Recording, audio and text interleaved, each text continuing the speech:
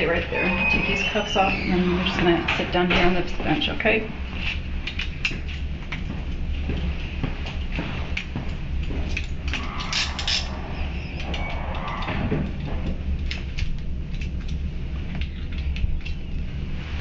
All right, just have a seat at the bench right there.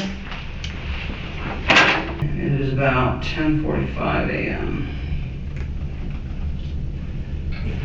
Okay, like I said, we want to talk to you and get your side of everything that happened, but I do have to read this to you. You can follow along with me right here.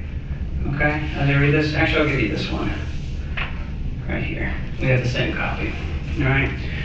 So before I ask you any questions, you must understand your rights. You have the right to remain silent. Anything you say can be used against you in court.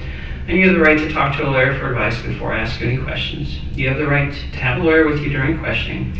If you are unable to pay for a lawyer will be appointed for you prior to any questioning if you desire.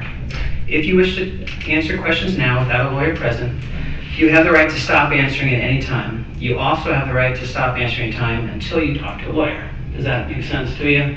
Yes. Okay. Can I get you to read that statement right there? I have read the statement of my rights as written above. I understand my rights. Okay. And if you agree with that, I get you to go ahead and sign your name right there.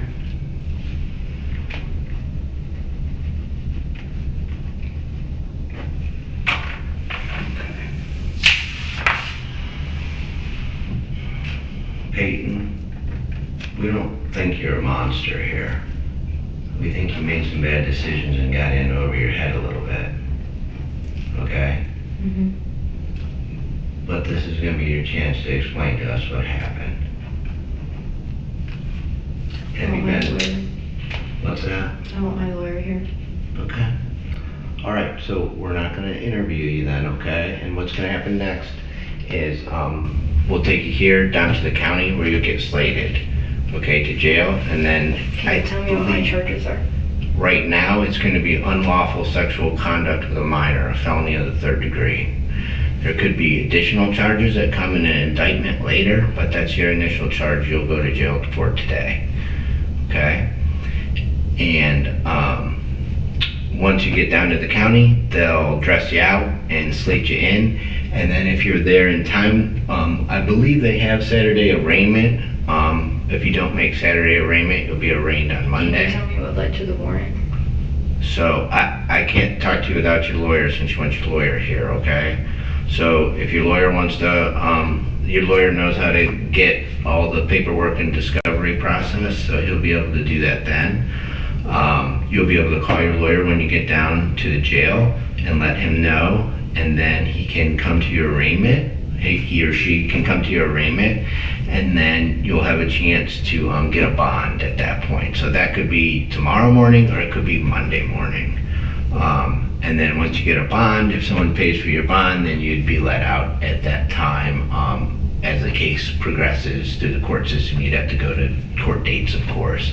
But you wouldn't be in jail during that time if you posted bond. You understand that? You have any procedural questions for me? I can't answer anything about the case because you have a lawyer, but if you have questions, I'm more than willing to ask. I think that pretty much explains what's going to happen. Okay? Anything else? All right. Well, we'll get the officers to come back here in a minute, and we'll put you back in handcuffs, and we'll take you down to the car and take you on a short drive to the jail, okay?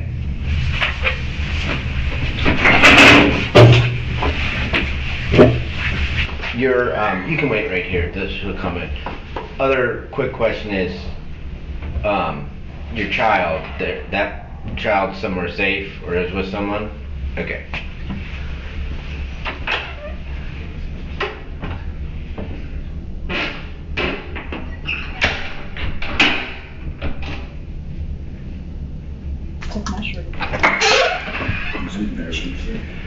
Peyton, we're almost ready to head out.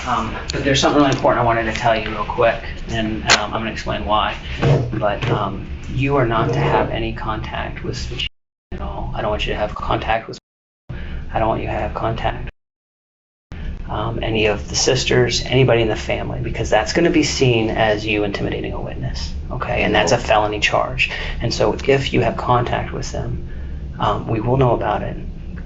We'll find out, and then that could be an additional charge, and I don't want that for you, okay? So please. And they will revoke any bond that you have will be revoked, and if you get an intimidation of a witness, they will hold you to the extent of this entire court process. That could be over a year. So you have contact with them, it could put you in jail for a year while you wait for this to be done, okay? This is Kate. And then I'm Kate, I'm with Children's Services, so I'm just here to notify you that you are an alleged perpetrator. We are doing an investigation involving the sexual abuse allegations of the victim. I'm not gonna go into other details, but I will give you this, just letting you know of your rights, has my contact information on the front, so if you do decide you do wanna talk to me about everything, there's my information. Okay, but there will be a finding against you of either substantiated, indicated, or unsubstantiated. And if it's indicated or substantiated and you don't agree with those findings, you do have a right to appeal it. But there's a process that goes with that. Okay. Does everything we just said make sense? And we'll put this with your property to go down to the jail with, okay? Elizabeth? Yes.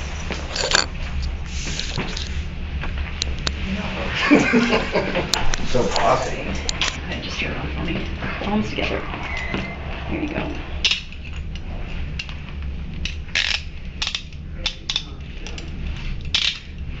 Yeah.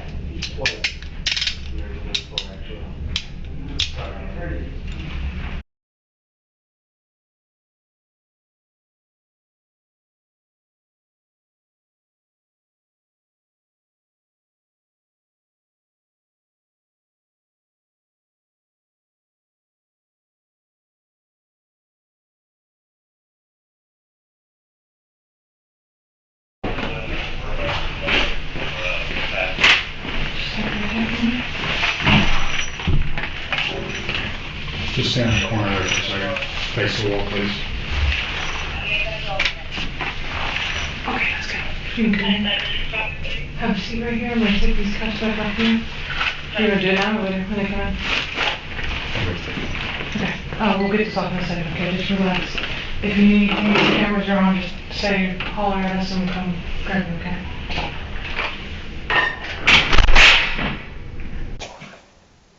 All right, it is Thursday, October 26th, 10:31 p.m.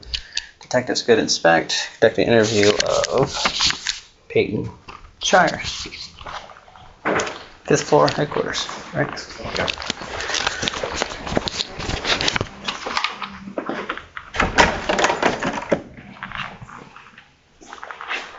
Payton? You want me to pull that hood down so you can see us a little bit better?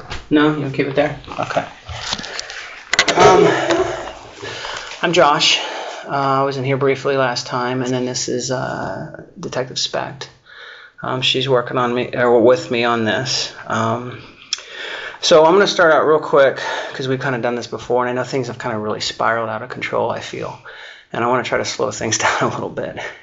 I'm going to start out just by letting you know that we know you're not a bad person, okay? And there are multiple sides to everything that happens. We are just trying to put the puzzle together, or everything together. We're just getting puzzle pieces. We're putting things together, trying to understand exactly what happened, why things happened, the way that they did.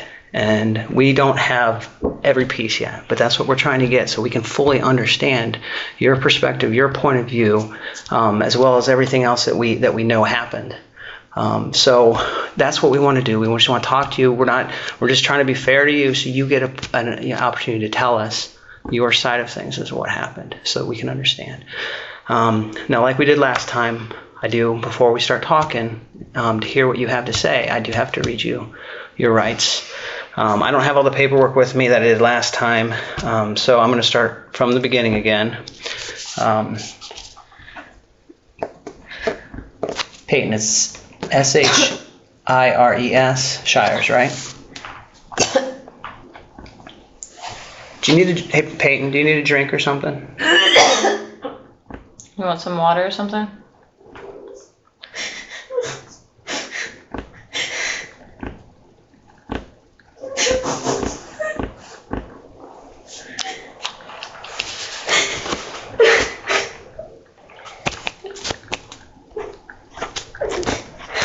Peyton, try to take a deep breath, okay?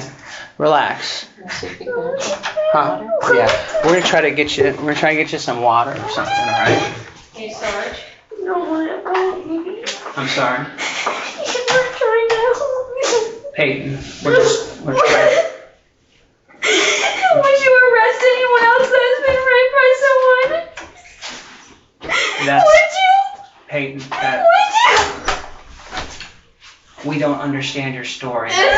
We don't understand what has happened to you, and that's what we're here for. So understand to have you tell us, okay, so that we can help. So you can help us understand what's happened. I don't know what happened in your history. I don't know your past.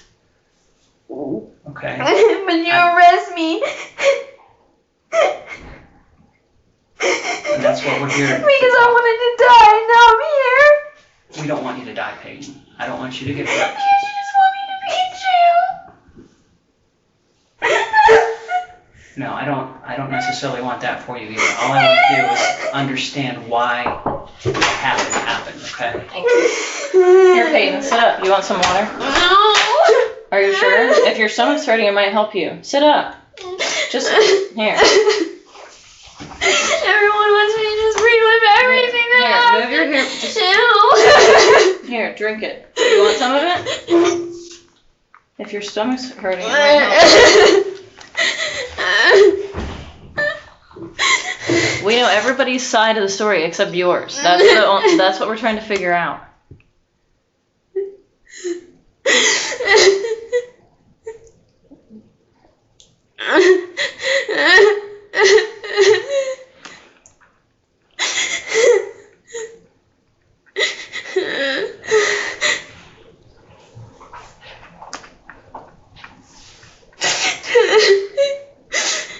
They told me I was gonna go to a hospital to get help, and now you guys are just charging me with something else. You don't care about me. Nobody does. Peyton, that's not true. Nobody knows what happened. You just want to assume everything and make me look like someone I'm not. I would never, ever touch a kid. Okay, well so we're not even talking about that right now, Yes, okay? you are. What I am concerned about is what happened today. That's what we're going to talk about. What I would like to do is start by talking about that. All right, but we can talk about your past. We can talk about your history. I don't know anything about you. Okay? And I want to give you the opportunity to tell us so that we can understand where you're coming from, what you've been through. All right? I do believe that that most of what you were doing, you were. Thank you. You want more? No. I don't believe that you were trying to hurt anybody, okay? What happens to people that hurt me? Nothing. Nothing ever happens to them. Well, we can talk about that, but I want you to be able.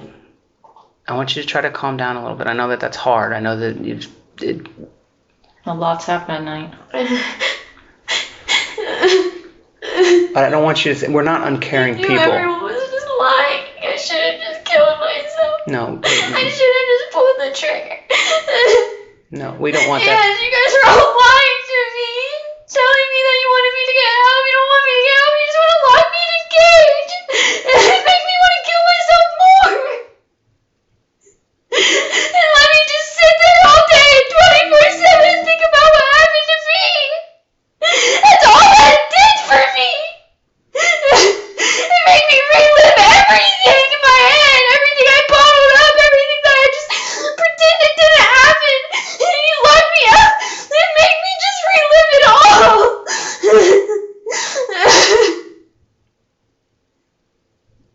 The police are not here to protect anybody. Didn't you go to the facility you went to not help you at all? So I just lay in the bed all the time and think about what happened. They didn't do anything else for you?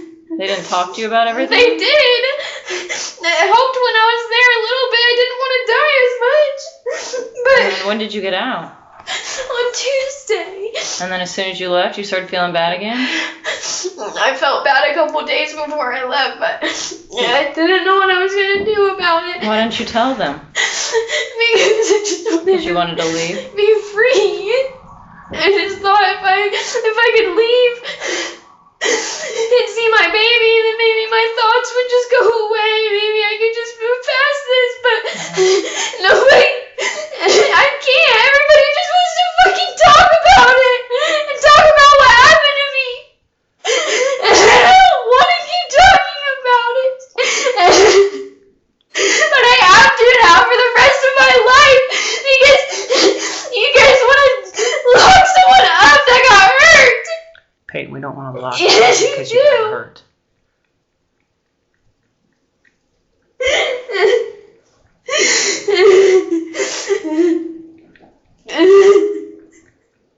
Peyton, it sounds like that you've been through a lot of shit in your life, and you have a lot of unresolved issues, a lot of things that happened to you. And we're willing to talk to you about some of those things so that we can try to understand where you're coming from. I don't know who you are. I don't know where you came from. I don't know what you experienced. I don't know the bad things that happened to you. But we do have an opportunity to talk about that, and you can explain some of these things, and then we can help us understand I'm putting what's back going in on. his cell. But what I want to do before we get too much into that, I do have to read this form, okay? We have to go through that real quick. Why am I not going to a hospital? Why am I not getting the help that I need? Well, we want you to get the help that you need, and that's going to be something that we're going to talk to the prosecutor about. They already did that. They're not gonna ever let me out. I will kill myself in there. If I have to be in there, I will. I can't go back in there and just relive everything that he did to me.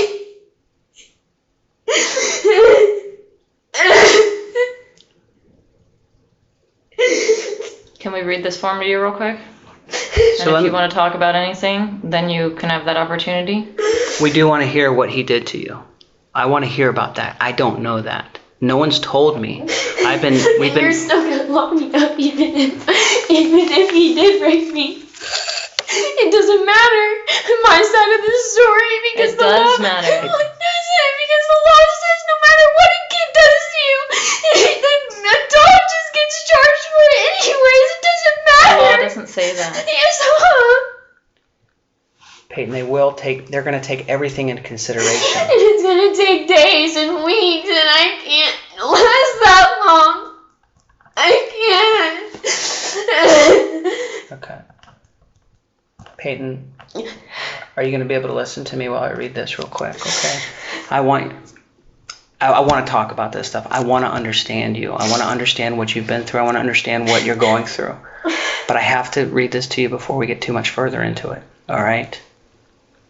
All right, so you do speak English okay, right? I remember that from last time. You said yes. And you have your college degree, is that right? Okay.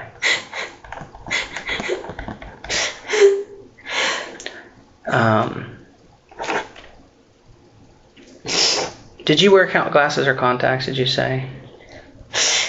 No. No, okay. And have you had any alcohol in the last 12 to 24 hours at all? No. How about any drugs, either prescription medication? What did you just prescription medication or street drugs? prescription. Okay. Anything that's going to affect your understanding of what's going on today? No. Okay. Just you took your prescription medicine as prescribed? Yes. Okay.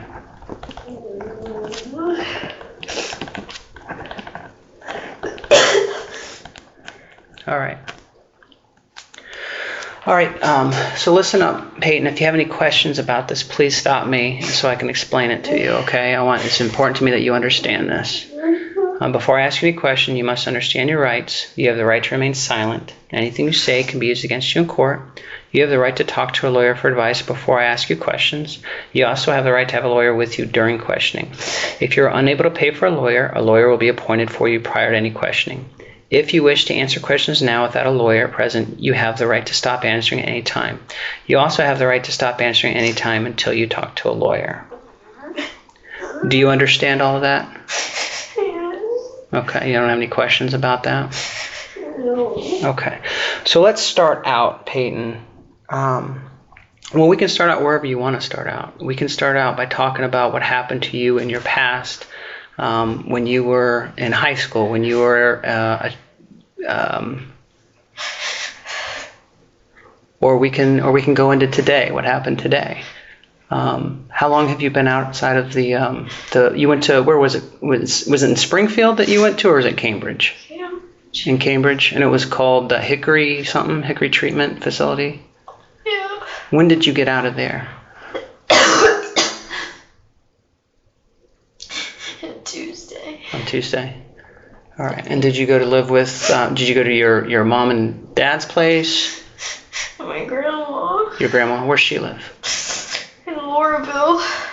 Laurel. That's like way down south, isn't it? Yeah. Okay. And is that where you were up until today, or have you been kind of going around? Yeah. Okay. Kind of. Has your family been supportive about everything? Yeah. What about Nick? He's hurt. Yeah. Have you got to see Parker? Yeah. That's good. Does that make you feel better? Kind of. Kind of. So what led up to today, where things started getting out of control? Where did you get that gun from? I bought it. Where did you buy it from? Arm something. I don't know, online. Online, okay. When did you buy it? Today. Today? You bought it online today and you got it today? I met someone. Oh, I see. He was a private seller Oh, okay. Where'd you meet him at? in New Albany at a gun range. Do you know about what time that was?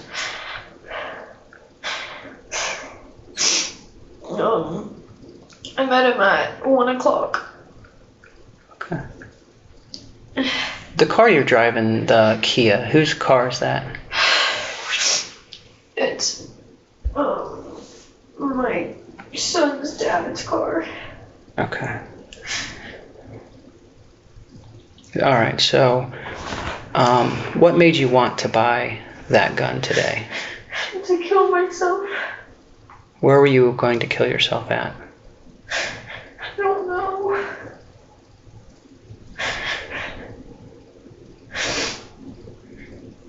I don't know. How did you find this guy that was selling it? Was it like Facebook Marketplace or something, or? No, it was a gun site, a website Oh, I see. for private sellers. So after you got the gun, did you go back to your grandma's, or did you just stay in the I got area? my car. Where was that? It was at my in-laws. Okay. How did you get up to? Albany. How did you get up to? I Ubered everywhere. Oh, okay. So you were there. You got the gun, and then you went to your in-laws' place. You got your car, Yes. and then what happened? And I parked it in downtown. Okay. The library in the garage. I wrote my suicide notes. Are they in your car right now? They're on my phone. I wrote them at my in-laws' house and then I finished it in the garage. So it's the downtown public library that you were at? Yeah. What time was that you parked there? I don't remember, like, probably 4, I don't know. But then what'd you do? You got out and started walking? Yeah. I got an Uber. Oh, you got an Uber? Where'd that drop you off at? It dropped me off over near the house at the YMCA in the parking lot, and then I left. And I walked. I walked to. I wanted to talk to her. I wanted her to know my side of the story before I ended my life. So you called her? Yeah, So what, did you knock and she wasn't home, or what? yeah. And then what? And then I called her, and then she said she was coming. And then I saw the police. And so I just decided I was gonna end it there. I was afraid to go there, though. I knew if I didn't bring something with me, that I might not be able to kill myself before I ended up in jail. What did you and her talk about when you called her? Did you say anything to her about hurting yourself or anyone else? No. So she didn't know that was the plan? No. Okay. Not until the end of the call. What happened at the end of the call? I told her that I was gonna kill myself.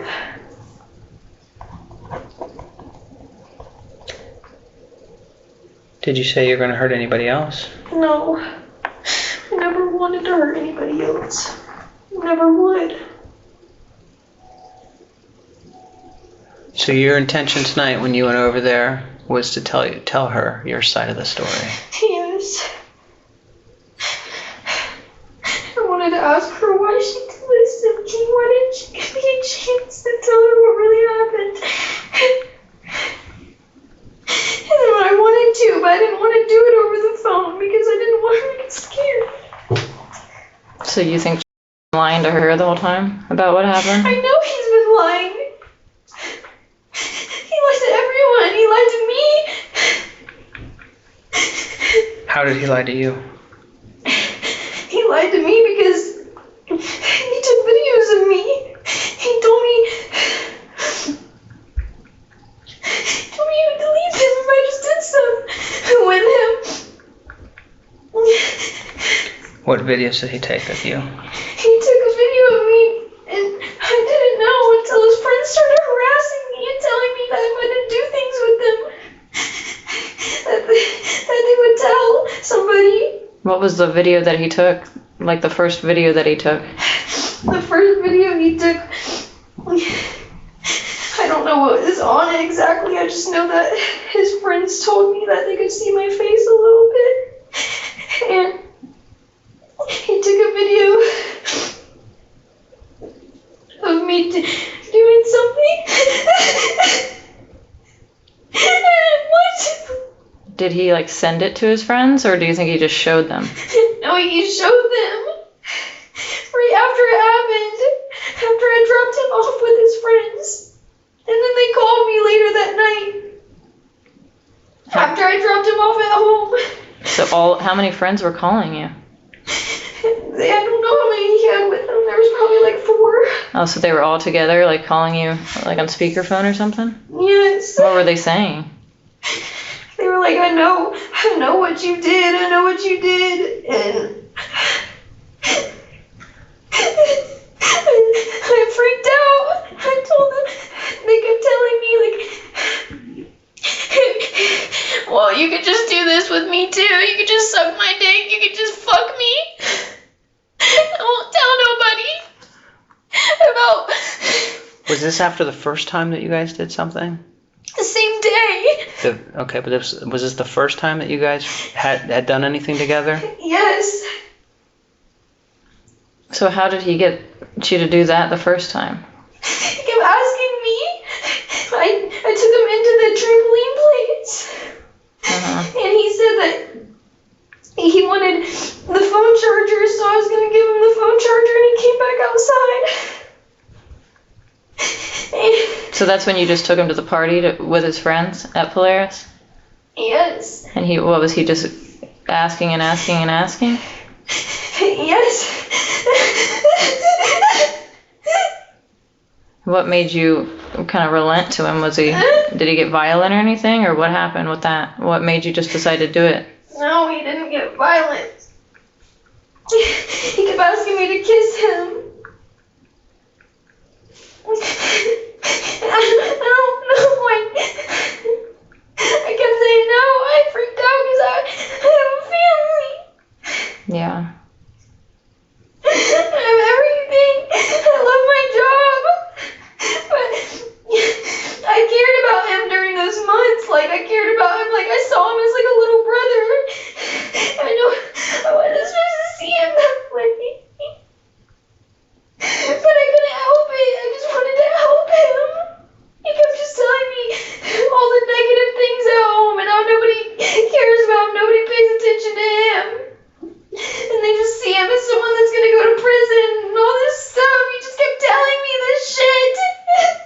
that was all part of the manipulation then? Yeah,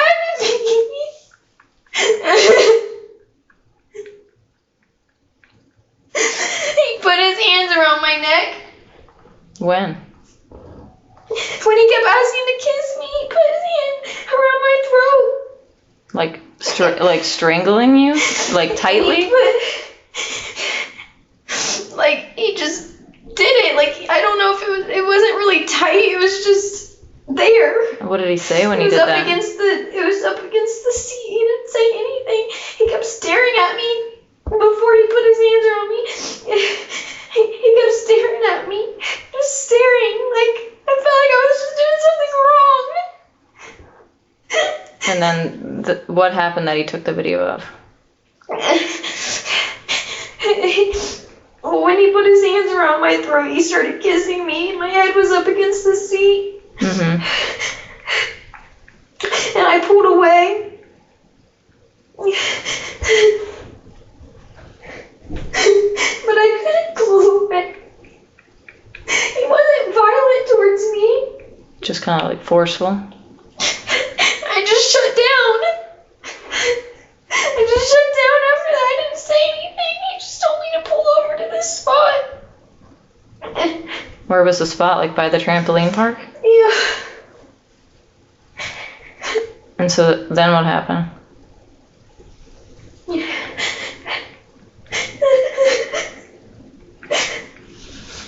Did he take off his pants or what did he? I mean, I just don't. He said, get in the back seat. Okay. And at that point, you felt like he was kind of had control over you because you said you shut down? He's always had control of me. Just not sexually. Yeah. And so he said get in the back seat. And then what? I did. But I was trying to just sit there. And then he kept pulling.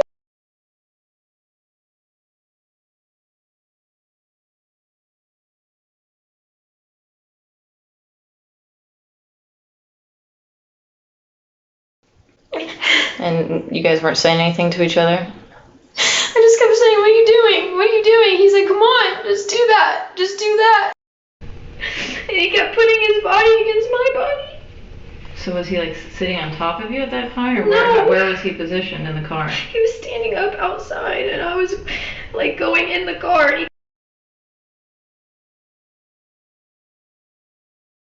I did get out. Mm-hmm. And then that's when I tried to get back in because he put his. With his pants on? Yeah. And so you were faced away from him at that point?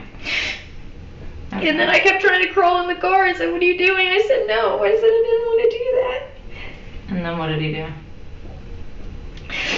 He got frustrated. He got in the car. And he shut the door next to me. He was sitting next to me. Mm-hmm.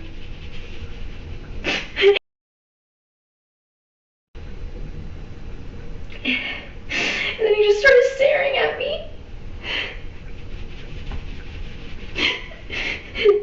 And he told me to just do that. Do what? He told me.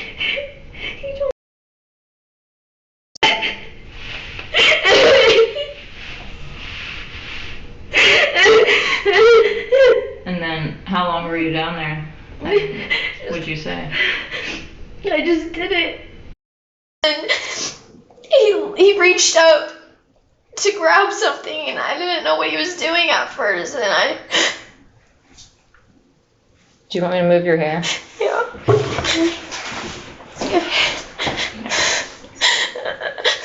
I didn't know what he was doing at first. And that's when he was doing what? You later found out that that's when he... I tried to lift my head up. Mm-hmm. I tried to stop. I thought he was just looking at his phone for notifications or something to see if his friends texted because they kept texting him, telling him to come back.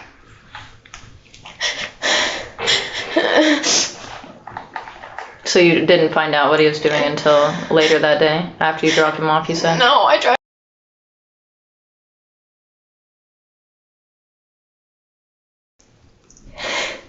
What did he say anything? But I was calm. I wasn't upset at the time. Like, I was just listening. I wasn't crying or anything like that. Like, Yeah. I don't know. Like,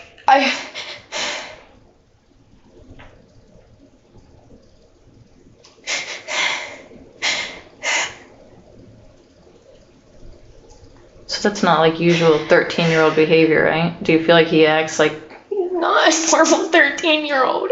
what? He's what, not. What do you mean like by that? Like what other ways is he not like a 13-year-old? He left school every day to go steal from the stores. Every single day. He got in fights in the bathrooms every single day. He took pictures of himself with guns. His mom, And they were on my phone, and I deleted them. They were on my work phone. He kept using my work phone to like get on social media and stuff. When he wouldn't have his phone, he would get it taken away all the time for getting suspended. Like when you were together, he would use your phone? Mhm. And then you just find those pictures on there? He screenshotted them from one of his friends or something on Instagram. So you dropped him off at home after that happened? I didn't even tell you everything that happened. Okay. So keep going. Where we were. Alright. I don't really remember every single thing. I mean, I do, but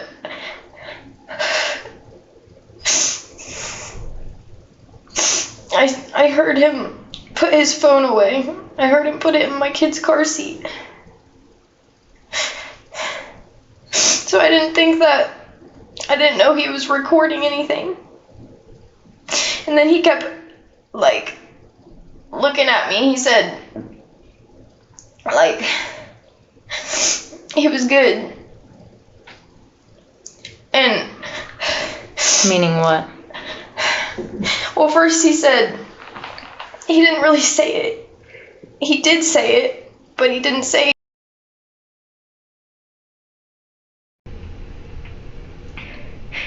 And he kept asking for me to have sex with him.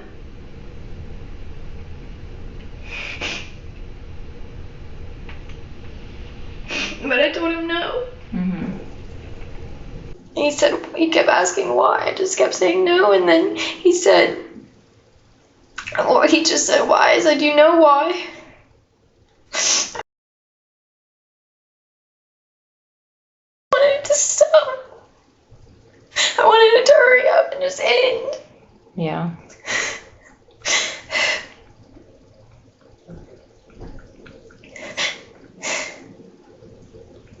I was trying to be nice. I didn't want him to get mad at me.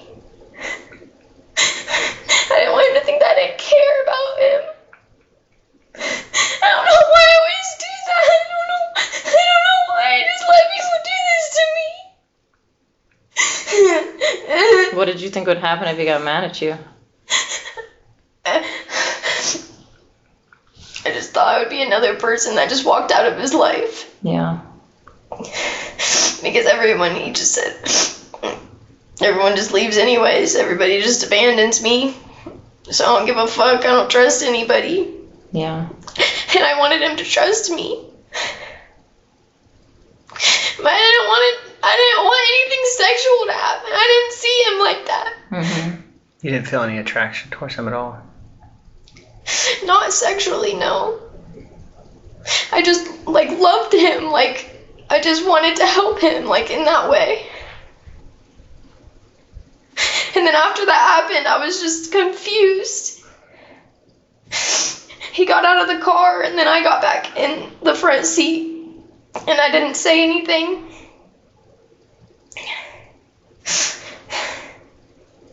Did you guys end up having sex that night too? No. He was just mad, though. He wouldn't say anything either, and I was just like, what's wrong? Why are you mad? Why are you mad? And I said, it's because I want to have sex with you. And he shook his head yes. So did he just get back into the front seat and you guys left, or did he go back into the party or whatever? I took him back over there. And did you wait for him to leave, or did you take him home afterwards?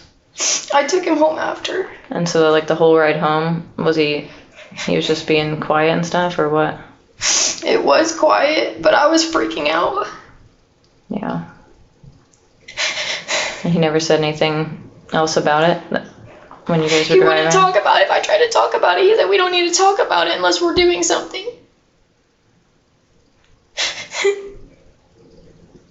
I kept trying to talk about it. And then after that, I was just confused. I just didn't see him like I did see him before anymore. Yeah. But I still cared about him. I don't know why. That just doesn't go away when you care about somebody. You try to help them. I just saw him as even more troubled. Yeah. Did you feel angry with him after that? Or was it just you had more like compassion for him, or like you felt sorry for him? Empathetic maybe for what he was going through? I was still feeling empathetic. My therapist said it's like fawning or something. That's what it's called. Where you just people please constantly, even if they do you wrong. It's a trauma response. And so it's just confusing to understand. And I'm still trying to understand it. I'm still trying to understand why I didn't fight him off, why I just came in and I just let it happen. Well, when you first started seeing, when you guys first met for the first few times, did he open up to you right away, or did it take a while? It took a while. So you had to work to try to get to know him. Yeah. To try to get him, and I'm sure that when he finally started to open up a little bit, from the very beginning, he's not talking to you, and then you're brand new right out of college, you're talking to him, and then finally you start feeling like you're making a breakthrough. I thought he was starting to trust me. He was starting to trust you. I thought I was taking him places to have positive experiences. Like, I took him to the Ohio State Fair. I took him to a trampoline park. Like, I was trying to give him something to look forward to. I wanted him to trust me. I wanted him to see me as something that was positive and not just negative. Like, he just has to talk about his problems and, like, this person's just going to tell him what to do, tell his mom everything he does. Mm-hmm. Because I did try to tell her something he did, and then he got mad at me. And he just told me he didn't trust me anymore. I tried to tell his mom that he wanted to steal a car. And that I was gonna tell her more of what he actually said, but I just got scared. I was just trying to, like, make it light, like, oh, it's not a big deal, but this is, like, what he's thinking about. And this was in, like, this is in August, right when school started. Do you think she's a pretty strict mother? Do you think that the control that she has over him affects the way he behaves? Yes. The restrictions that she puts, and then he acts out more because of those restrictions. Yes, that's what I've been taught. Yeah. When you have a very, very strict parent, you defy the behaviors. You defy them. Like, if a kid is constantly having restrictions all the time, he's not allowed to do anything. She was telling me he's not allowed to go to his friend's house. He's not allowed to do anything. So then that made me feel bad for him. And I was trying to work with her. I was trying to just say, let's compromise. Let's try to, like, let him see his friends a little bit. Give him a little bit of freedom so that way he doesn't feel as restricted. And then, like, when she said he can't go to that birthday party up at the trampoline park, you kind of felt like she was being too strict. He didn't even, like, tell me that she didn't let him. Oh, so you thought that she knew you guys were going there? No, I knew after I picked him up that he wasn't actually allowed to go. But before I picked him up, I didn't know that. Mm-hmm. But he just said, oh, like... So that was his way of trying to kind of control... I wanted to know who was going to be there. And I knew the kids that were going to be there, and I knew it was safe. Kids from school? the school that I worked at, I knew that they were gonna diss the ones that like harassed me. But originally, like I didn't think that anything was wrong. She said that she trusted. And so I trusted him. Mm-hmm. She said that was the only friend that he was allowed to hang out with. And so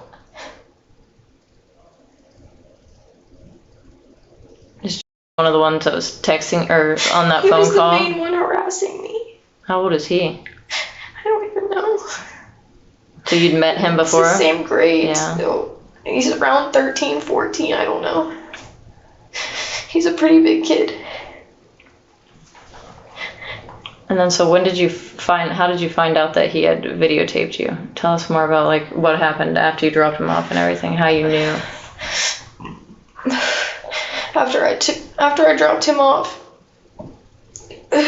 Where? Or like, cause you said that you found out that later that night. His mom. No, you said later that night you had found out like that same day that he had taken the video and everything. I went to my friend's house and we had plans to have a girls' night that night. And I was like, gonna take him to the park and I was gonna have my girls' night after I was done. Letting him see his friends and stuff. He was only gonna be there for like an hour.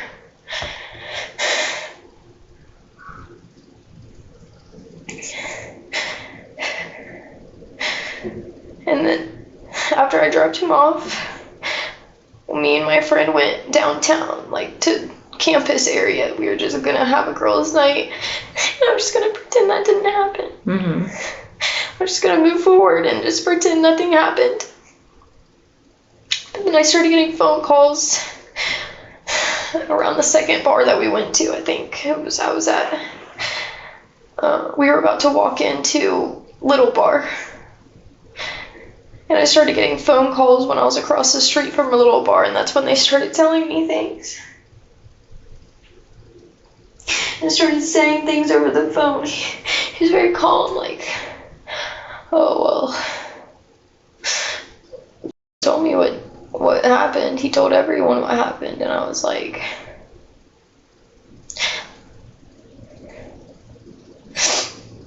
Was it on the phone call too, or was it just talking at that no. point?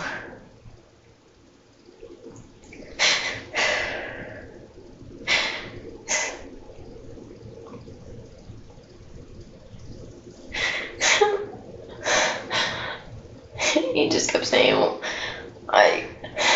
he knew what happened. And then I tried to deny it. Mm-hmm. At first I didn't deny it. Because I knew he did tell them, obviously. Yeah.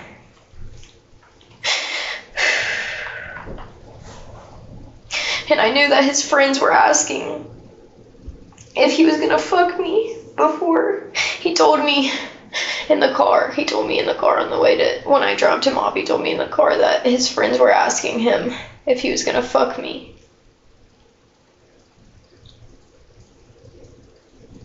Before anything happened, before anything sexual happened. That's what his friends said.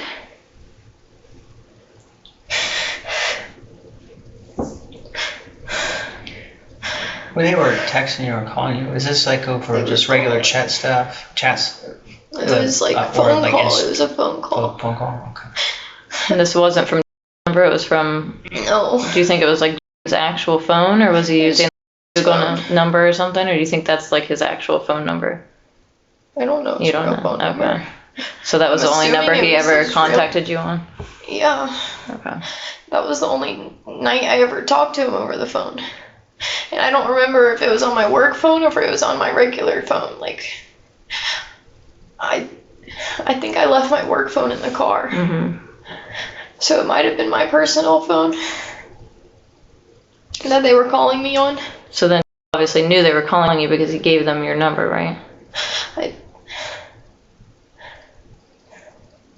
I don't know how they got my personal number. I don't remember. Okay. I know how they got my personal number. FaceTime me in a group chat with the day before, 2 days before, and he just had asked me if I would take him to this trampoline park. Mm-hmm. And I told him yes, so that's how I got my phone Oh, number. okay. It was a FaceTime call to me through both of them. And so you said at first you were denying it, and then they just kept picking at you, and then what happened? He said, well, there's a video, and then he started repeating me what I said in the video. He started saying, like, oh, are you gonna come? Are you gonna finish? And then I said, no. And I said, you know why? He just started repeating what I said. And he told me that, like, my face was in it, so he knew it was me. And then he's like, there's only one way that this can end. And I just said, what? How is it? How? What do you mean?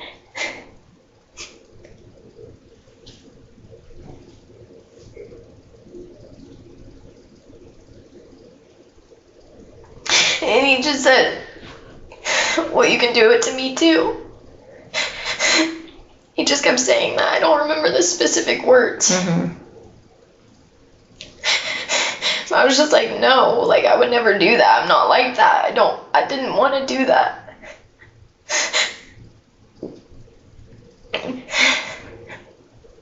And then what did he say?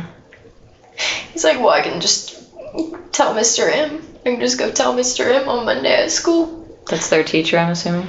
It's like the principal.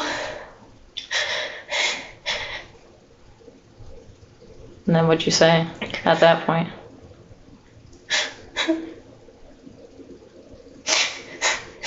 I just kept saying no, like, I'm not doing that. Why would you guys even do that to me? I just kept saying no. So that must have been pretty. I left my friend. I talked to them and they called me back. We hung up the phone. I went into the bar with my friend and then they called me again. So I left. I walked outside of the bar and I sat down by some truck and they just kept saying stuff and then about the same thing. They kept saying the same thing, like, well, you know that there's only one way this ends. It was just being weird. Like, he wasn't, like, being mean about it. Like, he wasn't being aggressive towards me. He just kept saying it over and over.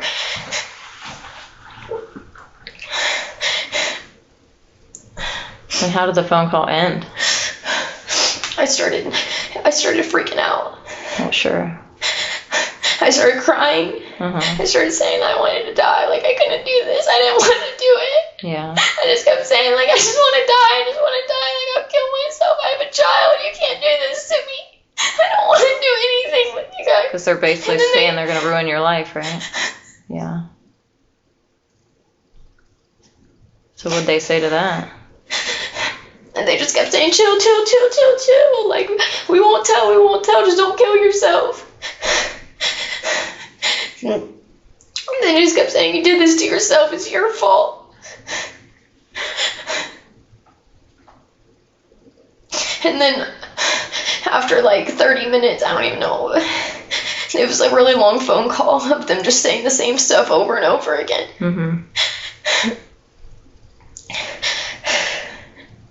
And then this guy, he was a bouncer there. He knew me already. That's why I went to that bar specifically, because I wanted to see him. And because he used to let me in the bars all the time a long time ago, and like he knew Nick and stuff, my fiance, and so I was like, I know where he works, I'm just gonna go say hi to him and stuff. So he started coming over to me. He's like, what's going on? Like, why are you so upset? Why are you crying?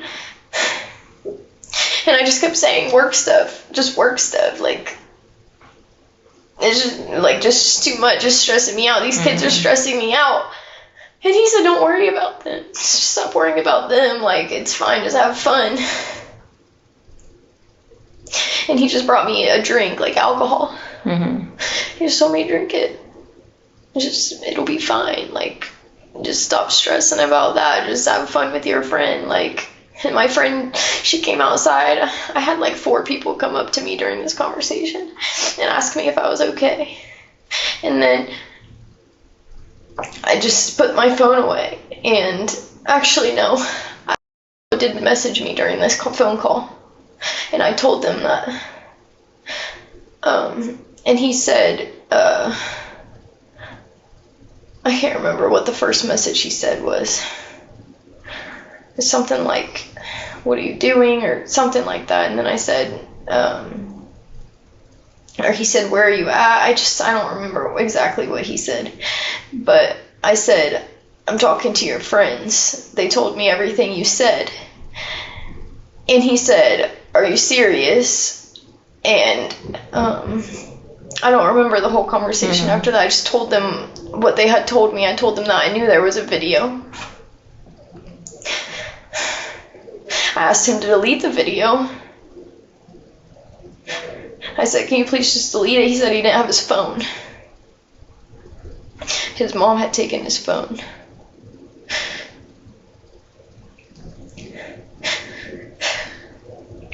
And I don't remember how the conversation ended. Like, I don't remember what was said. I was already like 4 shots in at this point. Yeah. I didn't look back at it. I deleted everything. I just didn't want to see it anymore. How was he messaging you if he didn't have a phone? Was he on like someone else's phone or something? He was on Instagram. Oh. That was the only way he ever communicated with me, because he never had his phone. Mm-hmm. And that was the only way he could reach me. So that was like the main punishment. Mom would take the phone every time he would do something. Yeah. Which was a lot, I guess. He was always fighting. And I don't know how the school didn't know he was leaving all the time. He was always leaving the school. With his friends, they would just walk out of the building. The school just didn't care? Or No, what? I would go into school. The first time I ever went into the school, they didn't even have a schedule for him. They didn't even like know where he was. Is it one of those charter schools? Yes. They didn't even know what classroom he was. And when they finally did find him, they gave me a schedule for him. Day 3. His 3rd day of school, and he still didn't have a school schedule. He didn't even know what classes he was supposed to be in. And that was frustrating for me. So I started telling his mom that was going on. And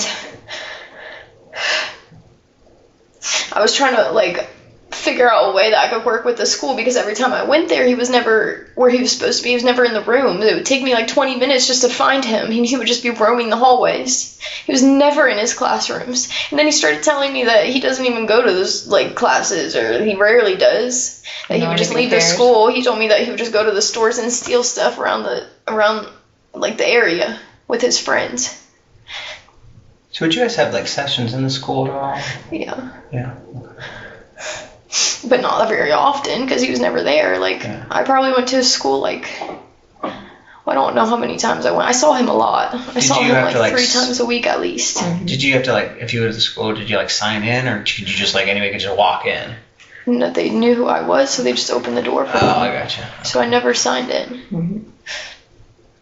And so the whole thing with the trampoline park and how that all started. This was it like a Friday? I think it was Saturday.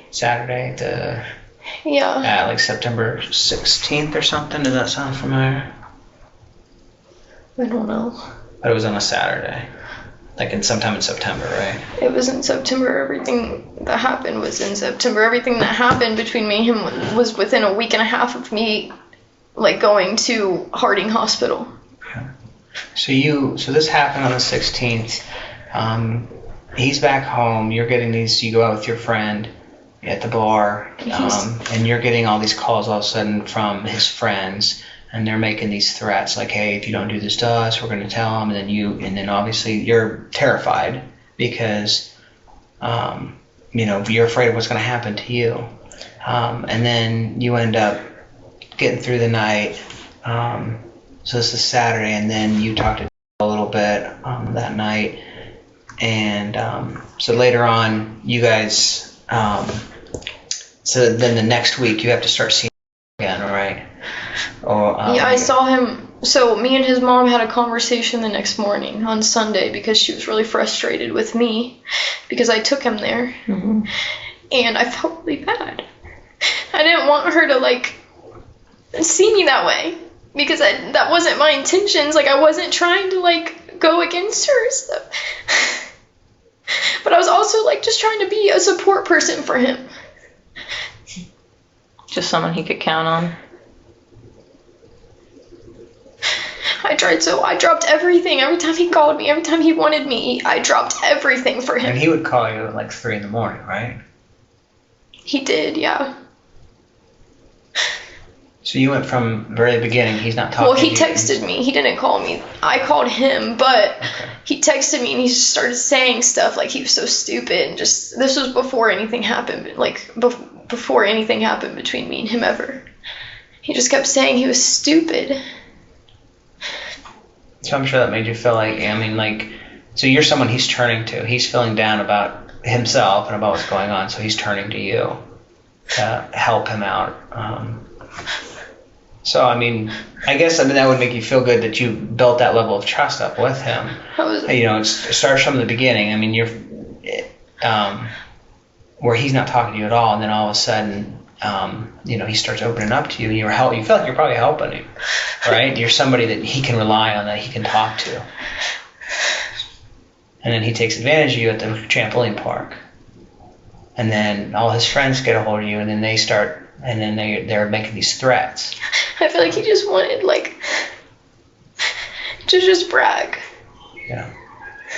And then on Sunday, you talk to her, and she tells you that she's upset about you taking him there. Did you guys? She was upset that night, and I tried to talk to her that night. I tried to explain myself, but she wouldn't let me. Were you guys able to ever smooth it out after that? Or? I thought we did. I thought talking to her the next morning, but by this point, like, I couldn't stop crying every time I talked to her because I wanted to tell her what happened, but I couldn't. So every time she talked about him, I just started crying. But then I would just tell her, like, I just want to help him. Like, I care about him. I'm trying to help you guys. I'm just trying to help, but clearly I didn't know how. I didn't know how to help him. And then at some point, she gets a hold of Naya, and she says, like, well, or how did that play out? I mean, like, because at some point. Not that day. This happened Sunday, this conversation with her, and then on Monday I had another conversation with her. All of our conversations were always like an hour long, at least. Okay. And she would tell me things like about her childhood and stuff, and I would just listen. So she's kind of using you as like a sounding board too then? And she was telling me a lot about her childhood, and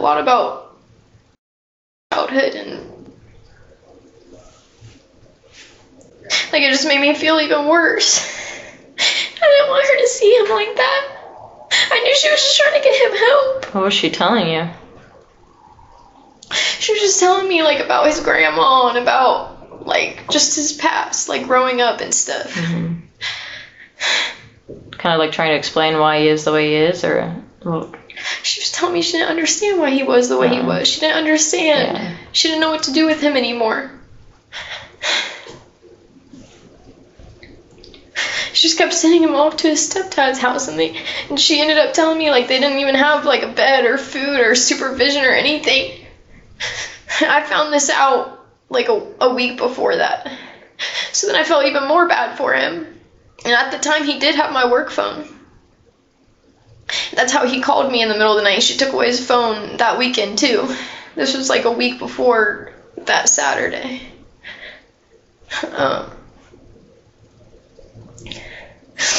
And so I saw him, like, Thursday, and I saw him on Saturday when he got suspended, and then he got sent there.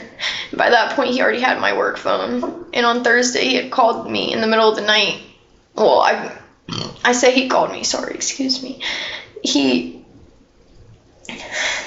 messaged me, and then I called him because he messaged me saying how stupid he was. this is the Thursday before everything happened? Or this is the Thursday? This is a whole week and a couple days before. Okay. And I stayed on the phone with him until 8 o'clock in the morning. He called me at 3 a.m., so we were on the phone for like 5 hours. He fell asleep, and I fell asleep. I woke up the next morning, and I was worried about him, because on the phone that night, he just kept throwing stuff. He kept just... I feel like I have a hair in my mouth right now.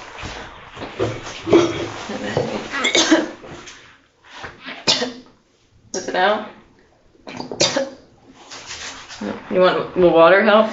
I don't know, I don't want to. It's fine. Here, drink that. Is that better or worse? It's fine.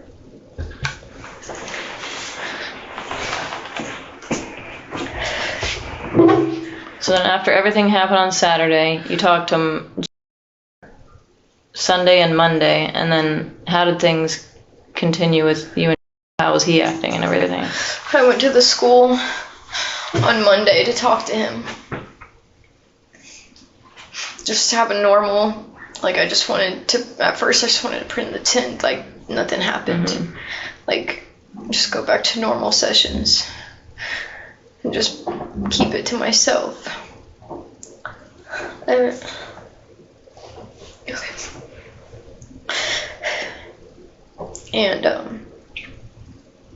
we had a normal session, and like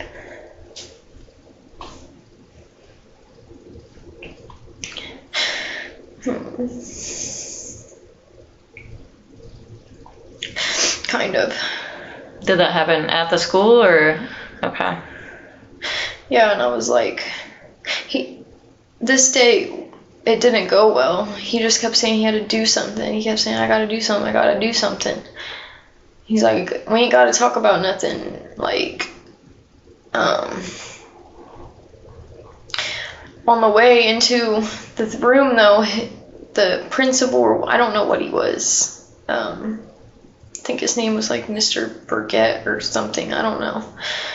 He said something about me like filling out papers for a new school called Venture 2. And I wasn't sure at the time if Mom was going to tell him about that, but I assumed since he said it in the hallway, like, okay, maybe he does know about it. But then when we got in the classroom, we started talking about it. That's why this was a bad conversation, like, between us. It was like we were both frustrated.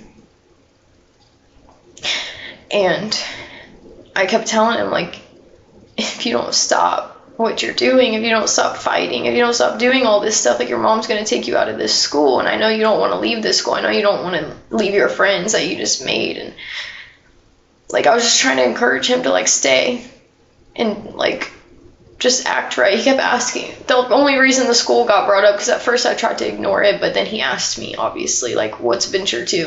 Why are you filling out these referrals for Venture 2? And so that escalated, and then I'm just like, I don't know what to do anymore. I don't know what to do with you anymore. Like, I just started kind of like getting upset. Like, I don't know what to do anymore. Like, I feel like you need a new therapist. Like, and then when I that's the second time I've told him, like, maybe you need a new therapist, because things were just not like I was getting uncomfortable. But at the same time, I didn't want to give him a new therapist, because I knew that, like, he needed help. I knew that he's had so many. Yeah. I didn't want to give up on him. He's had like 8 therapists. Like, I didn't want to give up on him. Yeah. And so, like, I told him, like, I don't want to leave you, but I also, like, feel like this is not, like, normal now. And he said, why would you even say that? Like, why do you keep saying that I want a new therapist? Or why do you keep saying that? I'm like, I'm sorry. Like, I just wanted to offer it. And I started getting frustrated with him, because he had walked out in the hallway. His little brother and his friends showed up at the door. They were banging on the door and stuff, just like being dicks. And so he opened the door and he slammed one of them up against the wall. And then I pulled him back in the classroom. And I was like, are you serious? Like, we just talked about this. We just talked about your behavior. We just talked about, like, everything. like, your mom's gonna make you switch schools. He's like, she's gonna make me do it anyway. It doesn't fucking matter. She's serious. I know what she's gonna do. And, like, I could just tell he was super frustrated, and I didn't want to leave him. Mm-hmm. But then he just kept saying, I gotta do something, and, like, I learned that it's because when he would say that, he would it's because he wanted to leave the school or because he wanted to go fight somebody. And usually it was because he wanted to leave the school. There was a time where his friends would leave the school at a certain time of day. And so I tried to stop him in the hallway. I tried to say, like, just don't go. Like, don't keep doing this. Like, your mom is just gonna, like, she's gonna make you leave the school. Just, like, don't do this. Just try to be good for a few weeks and just try to let her forget about the new school and try to, like, just make peace with everything. Just try to relax. And he's like, are we done here? Like, can I just go? And I was like, well, I ended up not saying anything at this point. I just walked out of the building. I didn't say bye. I was just frustrated with him. I ended up calling his mom, and I told her that the conversation went bad. I told her that, like, we both got frustrated. And I went to go see him on Wednesday to see if he was okay. I didn't talk to him again until then. And I came into the school and I was like, okay, like, obviously our conversation didn't go very well on Monday. So I just want to, like, try again. And I tried to bring up what happened. And I was like, is that why? Like, this is just getting weird. Like, I just don't know what to do, basically. And I said, your mom is going through your Instagram, is what she's telling me. Like, I didn't want her to see him talking about what happened, like, to his friends, since I knew his friends knew. I didn't want her to, like, see anything. So I was trying to protect myself by telling him that. And also, he was just posting, like, stuff on Instagram, like, of him, like, vaping and stuff, and just, like, stuff that, like, wasn't appropriate. And I knew he was sending, like, videos of him fighting people to his friends and stuff, and I was like, you can't do that. You need to watch what you're doing on the internet. Like, you need to watch what you're posting and watch what you're saying. Like, you need to just delete the things that you're posting. And he started hiding his stories from me, and so I couldn't see what he was posting or anything like that anymore. But I knew. And then so you were Instagram friends with him just to kind of see, like, what he was up to and stuff like that? That's how it started, yeah. Okay. But then, like, that ended up being our only way of communication, because he never had a phone. He used everybody else's phones. Okay, so he'd just log in and talk from whatever phone. Yeah. But I told him, like, this video, like, I don't know, like, what to do. Like, it's freaking me out that you have this video of me and stuff. And, like, I was like, how are we going to, like, separate this? How are we going to, like, fix this if you want me to continue to be your therapist? Like, I don't know what to do. And he's like, we don't need to talk about what we did unless we're doing something. So he kind of just shut me down, like, he wouldn't talk about it. Did he ever say, like, I will delete the video, or I'm going to? He did tell me. He told me every time. He said, yeah, I'll delete it. Do you think he did? Well, I knew he didn't eventually. Because Friday came around, and we had plans. He wanted me to take pictures of him. Like, he always wanted me to, like, take pictures of him for his Instagram and stuff. And he did vape. He did always have a vape. And I've never even vaped before that, but I did. I was vaping when he was with me, and he always had a vape on him. So I was taking pictures of him, and he wanted me to like take pictures of like the smoke and stuff like that. And I think that it wasn't Friday. I'm sorry, I got my days mixed up. On Friday I was supposed to see him, so that was the plan. He wanted me to like come after school, because that was when he wanted me to take his pictures, was after school. And usually we would like be around like his house, you know, like at random murals or whatever. And so I found out that he had, wait, no, that was that day. I'm sorry, I'm just getting all my weeks mixed up. It kind of just all merged together at this point. On Wednesday, I saw him. And then Friday, I think. Then Friday when NIAP kind of pulled you off the case? No, that was after. Oh, No, on Friday, okay, I remember what happened on Friday. Mom canceled services on Friday. And she didn't say anything to anyone.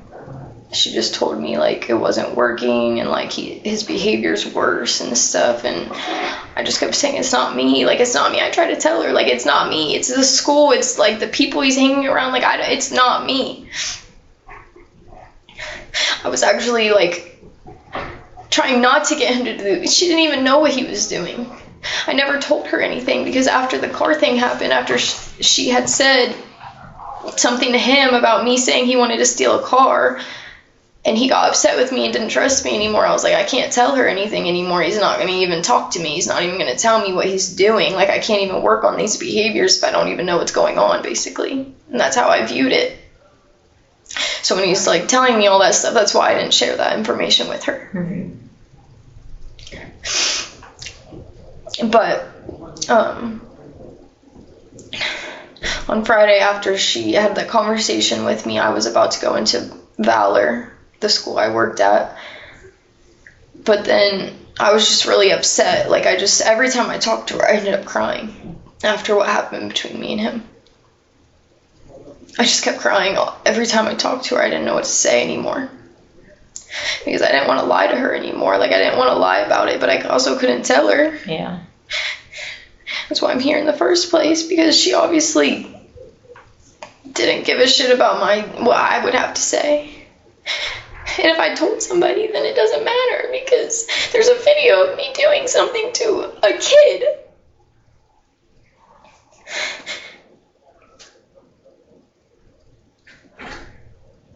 So did you go I and went pick and him saw up? him. Yeah. I saw him at the school, yeah. After you talked to. Yeah, I went to go bring him his things because I got all of his stuff from his friends. They had brought it to the school and they gave it to me from that night, because I had bought him an outfit or whatever, so he had his like other clothes with him. I had bought him an outfit prior to the event that night at the trampoline park. And he wanted his things back. He had asked me to get his stuff from his friends. He said, can you have my friends bring you like my stuff to the school and like you give it to me? So I had all his things in my car. And I wanted to tell him, like, look, it's not me, like I'm not abandoning you. Yeah. Like, your mom doesn't want me to be your counselor anymore. And when I got there and I told him that, like, I had a hard time telling him. Like, I was just so upset, like, because I did put so much effort into like trying to help him. I feel like I put all of my energy, like I was just having issues at home, and so I started focusing on work, and that's why I put all my energy into him. And like, because he was my biggest problem child, he was the one that was doing the most. Like, I was always getting some type of call about him. If I didn't see him within a couple of days, he would be suspended. So I started getting scared. Like, I started getting anxious about him because he was just always getting suspended and always getting in trouble for something. And I thought, if I'm with him, he can't get in trouble, because I'm not going to let him do the things that he's doing. I'm not going to let him fight people. I'm not going to let him steal things. You kind of felt like you always had to be around, or shit was gonna go crazy with him. And when I went to go see him on that Friday at the school, I wasn't sure if they were even gonna let me in. I wasn't sure if she had told them or not. Yeah. I just knew that I just needed to tell him, like, I'm sorry, like, we can't have any more sessions anymore. Like, I'm not leaving you. I'm not doing this because you did anything wrong to me or anything like that. Like, because I was scared that he was going to think that it was because of what happened. And I was scared that he was going to think that I was just abandoning him. Like all the other therapists, just leave. Mm-hmm. And, so when I was with him, he was like, he was pissed. He tried to call his mom. I said, no, don't call her, because, like, she's going to call my work. I'm going to lose my job. I'm going to lose everything just because I came here to tell you this. And I gave him all his stuff. And originally I had written him a letter that I was going to give to him, but I ended up just ripping it up and throwing it away because, well, I wasn't sure if I was going to be able to tell him. So I figured if I just give the school the stuff, and if I can't see him, then he can just read the letter and know, like,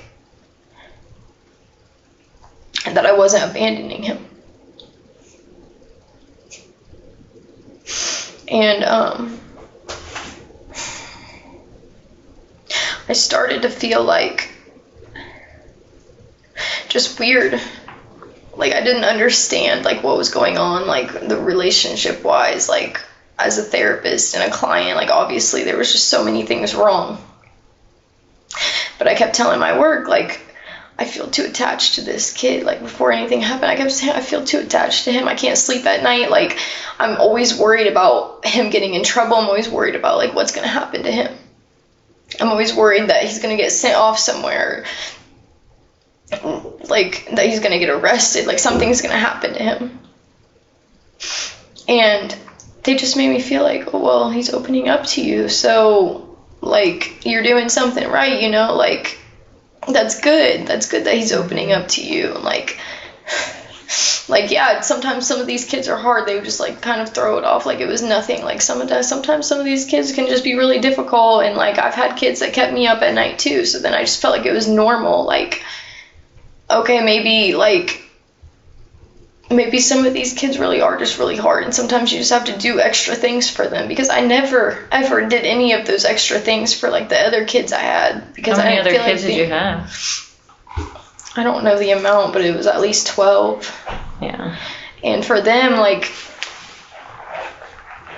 I didn't feel like I needed they didn't need, like, that extra support. Like, they just needed their regular counseling sessions. Yeah. I wasn't getting all these extra phone calls from their parents. Like, there was only a couple, and I started getting worried about one girl, like, because she was struggling, but then she started getting better. So, like, that was, like, one of the only ones that I did end up worrying about a lot, but not.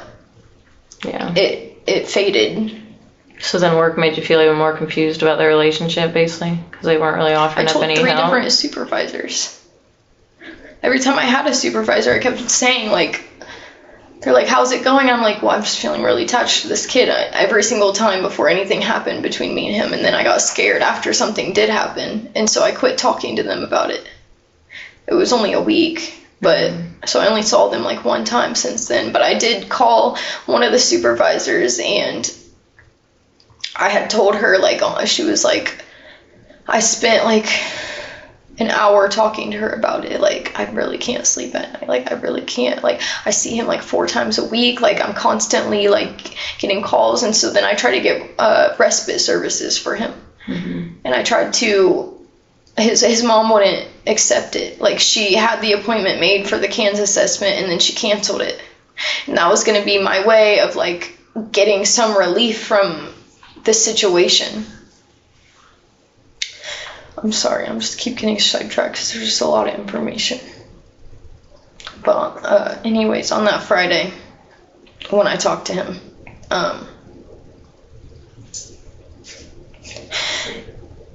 he was frustrated. He was like, my mom can't do this. Like, she can't do this. And I just said, yeah, she can do this. This is like, she's the adult, like she's the parent. She can tell you if you're not allowed to see somebody or not.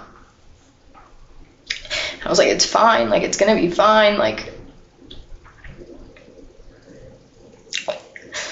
And then he started feeling fine and started feeling like, oh, well, I'm definitely gonna see you again. He just kept saying, I'm gonna see you again, I'm gonna talk to my mom, I'm gonna work it out, like it's gonna be fine. If I talk to her, she'll just fix this, like she'll call you, like it'll be fine. And I'm like, she sounded serious. Like, she did not sound like she was gonna change her mind about anything. And he's like, yeah, she will. She always does. She's just being irrational. Like, that's just, we were in there for like 30 minutes talking about it. And then I had brought him this behavior watch. I had bought it for him, and it was like a watch that like would vibrate to remind him like to not do impulsive behavior. And so we had set it up, and he put it on and stuff, and like I set up all these alarms on it and stuff, and I'm like, I know that like I can't see you anymore, but you can still have the watch. You can still like just try to use it, and just tell your mom, like I gave him the instructions on how to use it so she could set up the app and stuff if she wanted to. And I was like, just every time it vibrates, like you just need to be reminded, like it's not worth it. Mm-hmm. And he was like, well, can you just take more pictures of me and stuff, and like in the school? And I was like, you want to take like pictures in right here? And he did. And so I just took random pictures of him, but I noticed like he was acting like he was holding a gun and stuff. Like, I'm just thinking like, what is he doing? Like, he had a stapler or something. I'm like, what are you doing? Like, why are you acting like that? And then he was like, can you take me somewhere? Can you take me somewhere? Like, I want to like leave, and I want to go to the store, I want to get snacks or whatever. And I'm like, how are you going to leave this school, like, with me? You want me to get in trouble like that? And he's like, you're not going to get in trouble. They don't ever, like, know I'm gone when I leave. Like, I leave every single day. They don't ever know I'm gone. And I was like, I don't even know why I left with him. I don't know why I listened. I don't know why I just agreed, like, okay, I'll take you, but then I'm going to drop you back off, and like that's it. Like, I know that like we're both upset about this whole situation, and I just told him like I would take him, it's fine. Like, you're not leaving with your friends, that's what's important. Like, you're not, he was already going to do that. That was his original plan that he told me. He said he was going to leave with his friends that day right after I left. And he was like, well, can't you just take me actually, because I think they're already leaving. And so I did. And then this is what he always did when he got in the car. He would just put in like the address that he wanted to go to. Mm-hmm. He would just take the phone. He would always take my work phone, and he would just put in like and tell me where to go. And he took me to this place called KC Sports over by Eastland, and he wanted these shoes, these like purple and black shoes, and he was like, well, they're at Dick's, because he had looked it up online and he saw that they were there. And so he said, we can go to Dick's, and at Easton, that's where it says they are. And I was like, that's really far away. Like, are you sure you're not going to get in trouble and stuff, like, for leaving the school building? Like, what time of day was that? This was like, it was morning. I know that because she called me first thing in the morning. Okay. So school like just started? Yeah. Okay. I had talked to her for like an hour at least during that phone call, so it was after that. Okay.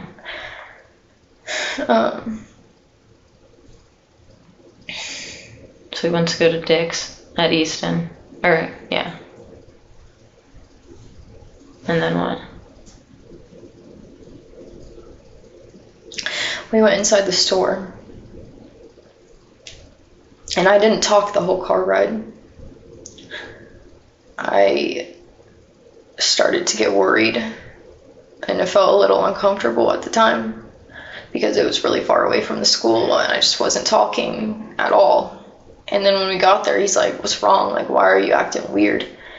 I was like, nothing. I'm just in my head, like, about all of this stuff. And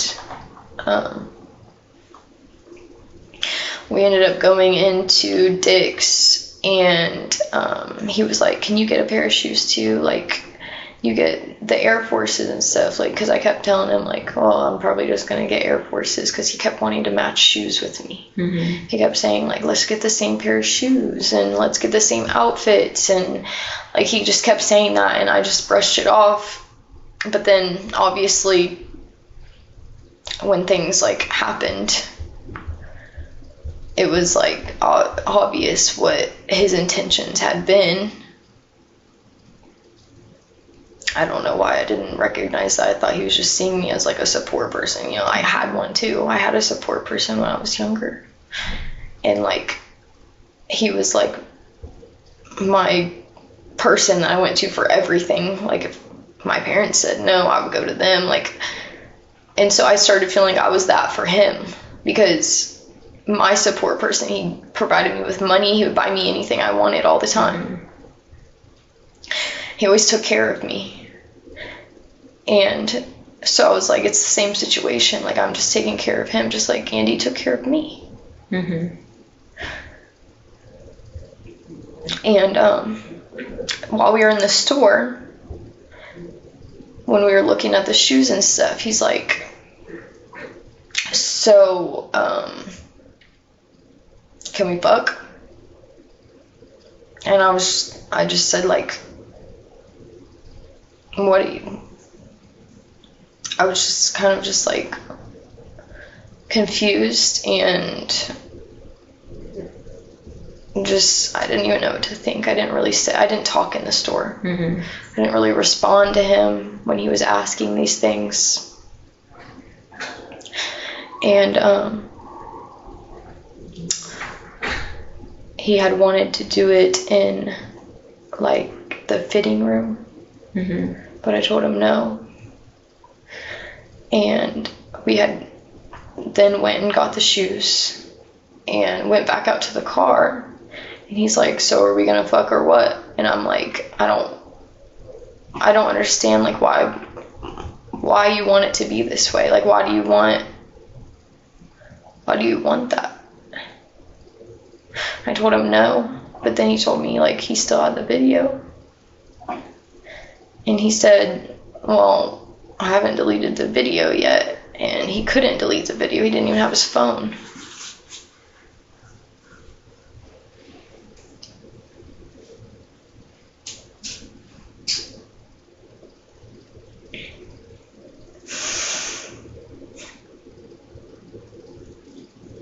And I told him no. Like, you're gonna use the video against me. You have this video, like, so what? Like, you told me you were gonna delete it. Like, you told me you were gonna delete it. You told me you were gonna get rid of all of that stuff. Well, the video, but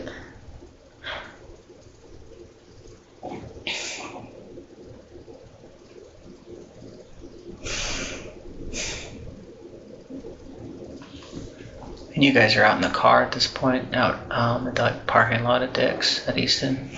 he told me to go behind the building. He said he would delete it after.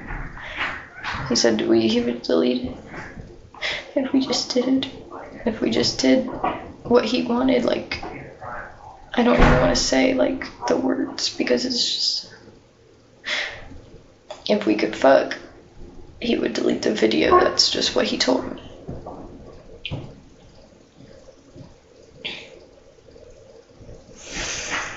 Did you do it then in your car behind Dick's? I told him that I didn't want him to go near me without protection. Like, I wasn't going to do anything without that. And he promised he would delete the video after. He promised as soon as he got his phone, he would delete the video.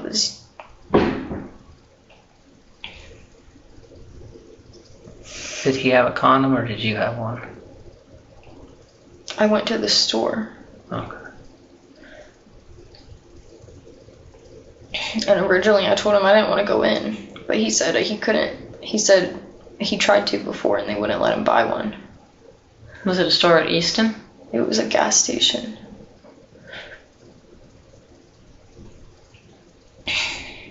So I went in.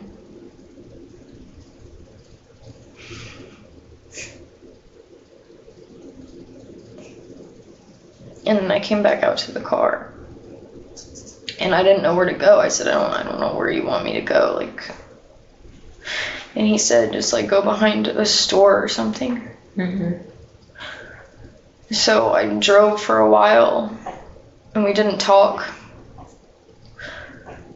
like, at all.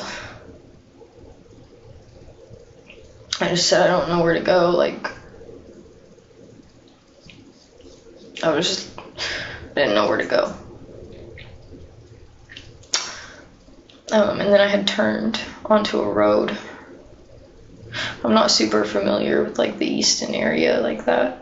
So I don't know like any of the names of roads. I just knew it was over like close to Target or Lowe's or something like that. Okay. And he said like just drive behind the building and see if like it's private back there. And so I did. And then I tried to stop and he said no, not right here. Cool, pull forward more. And so I pulled forward more, like down to the other end. And he said, "This is good." And then he got the stuff out of my car. And he was trying to kiss me and stuff. What do you mean by the stuff? The condom? Huh? Wait, you said he got the stuff out of your car? Oh, sorry. There was like a box in the back of my car and like a mirror. Oh, okay. Something. He wanted to do it back there in the back. Like not the back seat or like the back? The trunk. The trunk, okay. And it was like, there's a bunch of stuff. And he's like, oh, well, you can just move it to move it. And,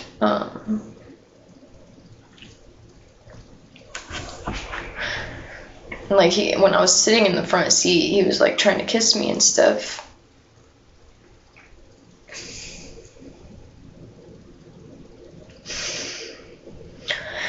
And then he was like, do we have to use these? I don't like them. Like, I don't want to use them. And I was like, I'm not on birth control. Like, and frankly, I just didn't want him to actually be touching me. Yeah. And I was like, I can't. Like, do we have to do this? Like, do we have to? And he's like, well, no, but I have the video. And, like, obviously I knew what that meant. Like, I wasn't going to keep asking questions. I just knew that he had that over my head.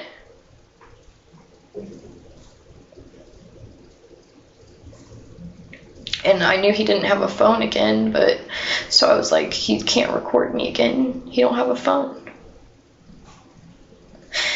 And we were in the back. And he's like, don't look. And I was like, okay, like, are you not going to put it on or something? Like, are you trying not to? And he's like, I can't control myself, just don't look. And because I don't know actually why he said that. I didn't really understand what that meant. I was like, what do you mean? You can't control yourself? And he just had me. And he told me to turn around. And it was very uncomfortable. I just closed my eyes the whole time. And I just pretended it wasn't actually happening, and then I would just pretend like it was Nick. And it was fine. Like, it's fine, it's just Nick. He's the only person that's touched me since I was like 19. So you guys were both in the back of like that. You said you drove the Sorrento. How? And okay.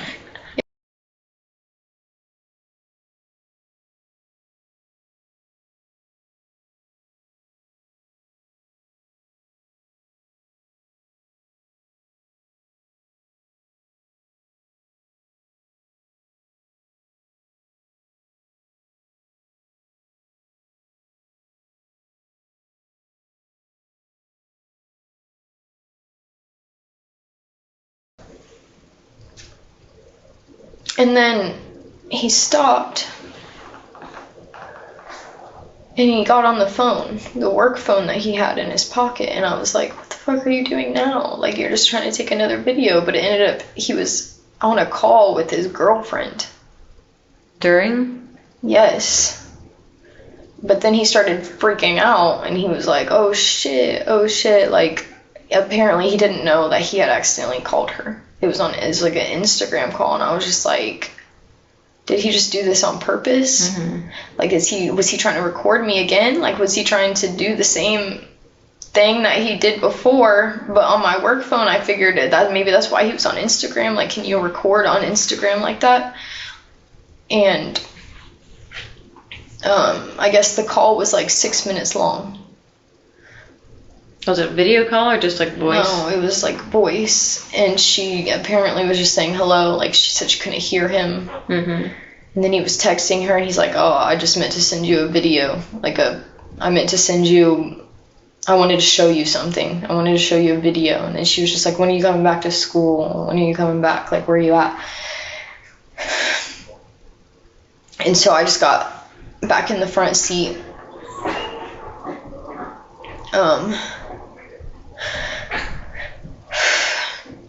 So he wore the condom the entire time, as far as you know? Yeah. Do you? I don't think so. No. The call interrupted it, and then I don't even know why he got the phone out in the first place.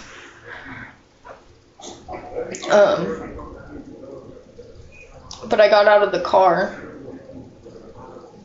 And I checked on him because he had like gotten out of the car and he was like over by the trees or something trying to talk to her on the phone. And I was just like, what are you doing? Like, what just happened? I was just so lost. yeah. And I was just thankful that it was over at the same time. Like, okay, it's just done. It's over. Like, I can just take him back to school now. And, like, I don't ever have to see him again. But then I just knew he still had the video. And then I just started thinking maybe he just cares about me, like, that much. That he just wants my body. Maybe he just... I don't know. I was just trying to, like, justify every reason why he wanted that from me. Mm-hmm. Why he wanted to sleep with me. And I was trying to just make it like he's not a bad person. He just cares about me. Yeah, I guess you're still trying to believe the best in him. And then, I took him back to school after that. Again, we didn't talk. So he didn't say, I will delete the video after what happened? I didn't even think about it at that point. I was just so like, I can't believe this just happened. Yeah. Like, he just invaded my space. That video that he took, the first one, what phone was that recorded on? Was that his phone? It was his personal phone? Okay. The red iPhone that he would always have? He didn't always have it. Or the one that was technically his? Yeah. So you dropped him back off at school. You guys didn't discuss the deletion of the video? And how did it end? Like, we didn't even talk on the way home. He just was on his phone the whole time. He was on his, like, looking at Instagram reels, and I was just sitting there thinking, like, what the fuck just happened?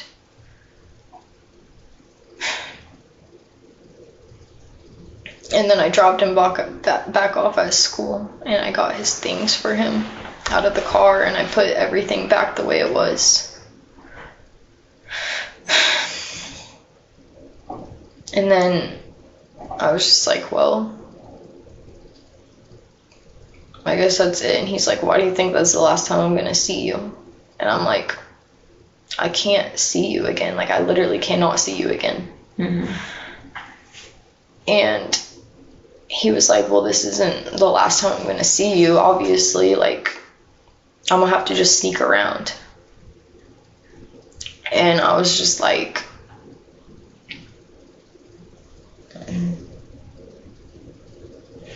okay. Like, clearly he cares about me a lot if he's gonna sneak around. Clearly he just needs me.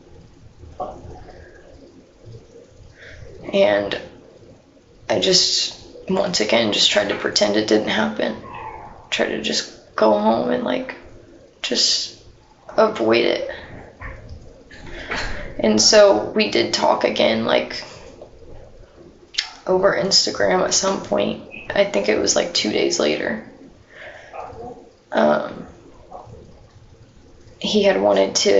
He said that he was going to see me either Wednesday or Friday. Mm-hmm. So did he initiate the conversation, or you did? I did. Okay. I asked him if he was okay. Mm-hmm. I can't remember, like, what the whole conversation was about. I mean, because you're probably obviously still worried about the video and everything else. Yes, that's the whole reason why I kept initiating the conversations. I wanted him to delete the videos. Mm-hmm. And, or I would say, like, why are you posting this on the internet? Like, I would tell him, like, delete that before your mom sees it. Mm-hmm. A lot of the conversation was just me telling him to delete stuff. Like, quit. I was just worried about, like, I would never post that shit on the internet. The stuff he posted was just crazy. Like, I was just like, why is he posting all this crazy stuff? I didn't understand it at all.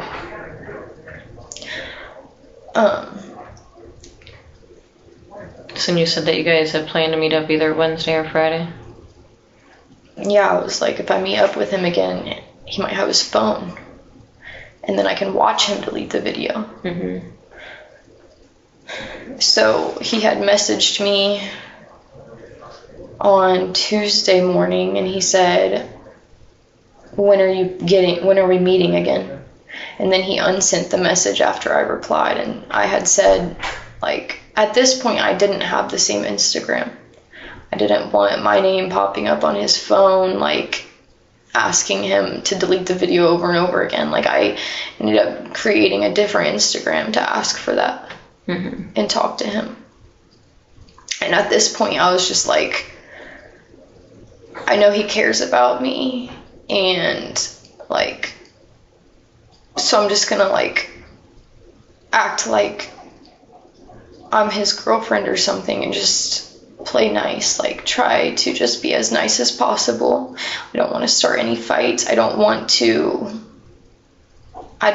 to hold it over my head, because I knew if I wasn't with him, he could do whatever he wanted. Like, with the video, like, I knew if I never saw him again, he was always going to have that on his phone. Yeah.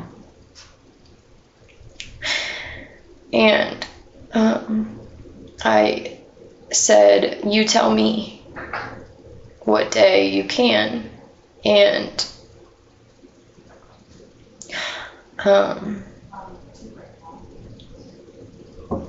he told me Wednesday at 9:30. And I didn't hear from him that morning. And I was like, okay, that's weird, because he goes to school early. Like, what happened? Mm-hmm. And then I found out the school was closed anyways. And so I went to my school, and I was just going to work. I was at Whitehall Prep and Fitness, and I was about to walk in, but then he messaged me. And he said, he said that he was at home. He said that his mom wasn't home and that he wanted me to come pick him up.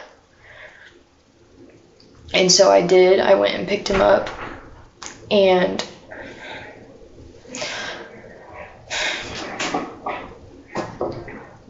I had waited outside of his house for like 15 minutes, and I was like, I'm here. He said he didn't see me though, because I was like on the side. I didn't want like anybody to like see me that I was over there. Mm-hmm. And he came out to my car, and he had 2 pairs of shoes because he wanted to take pictures, and he wanted to get another pair of shoes. Was he wanting you to buy him this Yes, shoes? he always asked me to buy him stuff. Okay. Every time that we were in a store, he would ask me to buy him something, and I always did because I just felt bad for him. Like, he always wore the same clothes all the time, so I thought he doesn't have that many clothes, obviously, so what harm is it to just buy him some clothes? Okay. And but he just really liked shoes, so he would ask for shoes a lot. Mm-hmm. And then he would want the outfits to match the shoes. Like, I don't. Yeah. So he brought the 2 pairs of shoes and he got in the car? And then he took my phone again, the work phone. And he was like, he put in an address to this one store. It was like off James Road or something. I don't even know where I was at. We went in there, they didn't have his size. So then he wanted to go down to this other store and get a do-rag. He always wore a hat all the time. He doesn't take it off. And so we got him like a fresh one, and then we got back in the car, and I sat there for like 10 minutes just trying to like tell him like, I just wanted him to delete the video. I just want him, like, I do care about him, but I don't want that on his phone. I don't want my body like on his phone. I don't like that there's a video of me. Mm-hmm. Like that. And I said, like, you don't understand, like, I'll lose everything. I will lose everything if you do something with that video. You just don't understand. He's like, it's not that serious. Like, you need to just relax. And, like, it's not that fucking serious. He just kept telling me that. And he's like, I was just like, why are you just being so weird? Like, I just kept telling him, you're being so weird, which I had messaged him too, and I kept saying he was being weird. Over Instagram, I just kept saying, you're being weird as fuck. Like, I was just getting worried that he was like showing people. Because he was like treating you differently than he used to, or that's why? Okay. Because after the first thing happened, that's when he just started being like super weird with me, just like kind of just treating me like I was his bitch. Mm-hmm. That's how it felt. But I just kept asking him, why are you acting weird? Just like, he didn't understand. He just said, how am I being weird? How am I being weird? And I'm just like, I don't know, it's just like, you're just being weird. Yeah. I just kept saying, like, I didn't really like want to talk about like the thing that had happened at that point. So I didn't try to bring it up as much. I just wanted him to delete the video. And I told him, like, ever since that had happened, he was acting weird. And it was making me paranoid. I was extremely paranoid. I was scared, like, what is he gonna do with this video? Yeah. Why did he even take a video of me in the first place? I was just questioning everything. And I was just scared. I didn't want to lose my family. I didn't want to lose my job. But I knew you can't ask for help when that thing happens. You can't ask for help. Who are you gonna ask? Nobody's gonna, they're just gonna say, oh, you did that with a kid? Like, they're gonna just put me here where I am right now. So when you were asking him to delete it that day that you guys He went said to it's not that serious. So he never said, I won't delete it or I will? He was just No, kept he said he would. Okay. He said the same thing. This is the same conversation. Like, But he still didn't have the phone with him at No, that that day he did have Okay. the phone, so I knew that, like, okay, I can just get him to delete this video today and it Yeah. could be over with. Mm-hmm. And he was like, well, can we go to, what store did we go to that day? Oh, we went back to KC Sports. The same store that we had went in before, because he said, well, since they don't have like my size, because everywhere we went they didn't have the size in those purple shoes that he wanted, so he was like, I just want to get clothes that like match my shoes so we can take pictures. And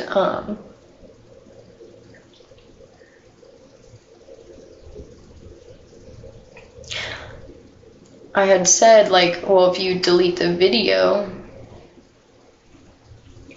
we can. But he just said, I'll delete it, don't worry about it. And he just put in the address and we went over there.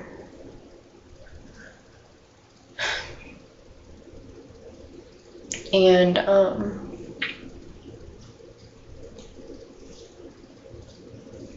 we went into the store. But on our way there, this is when he had asked me if we could fuck again. He said, but he didn't say it's about right. He said, do you still have the wraps? And I didn't know what that even meant. I've never heard him be called that before. So I was like, what are you talking about? No. And he was like, I was like, that you smoke? Like, I thought he was talking about like weed or something. And so I was really confused, because I'm like, I've never even smoked weed. Like, we've never even talked about doing that. So that's what I thought he was talking about at first. And I was like, what? No, I don't have those. And he's like, do you want to fuck? And I was like, oh, that's what you're talking about. Like, you're talking about like the condoms. And I told him I didn't know what that meant. And I didn't answer his question. We went to the store after that, and I was just walking around. I was kind of keeping my distance, just like looking at all the kids stuff for my son, and just letting him like look around at whatever. And he kept asking like, can I get these like pants? And I just started kind of getting frustrated, because I didn't want to keep doing this anymore. Like, I didn't want to keep spending money on him anymore. And I started to feel like he was manipulating me at this point. Like, I started to just, it took me a long time to see it. I don't really know why, because when I look at it now, there's so many red flags. But now, when I was in the store, I was like, he's just manipulating the fuck out of me, I feel like, right now. Like, I feel like he's just using me to buy him stuff. And during this, in the store, he started, like, saying, like, well, I can get this, and we can take pictures, and, like, all this shit. And I was just like, okay, like, and then I just kept telling him, I don't like those pants, I don't like this. He wouldn't buy it if I didn't like it. Or he wouldn't, ask for it if I said I didn't like it. So I just started saying, like, I don't like it to everything that he picked out. And he picked out this shirt. And,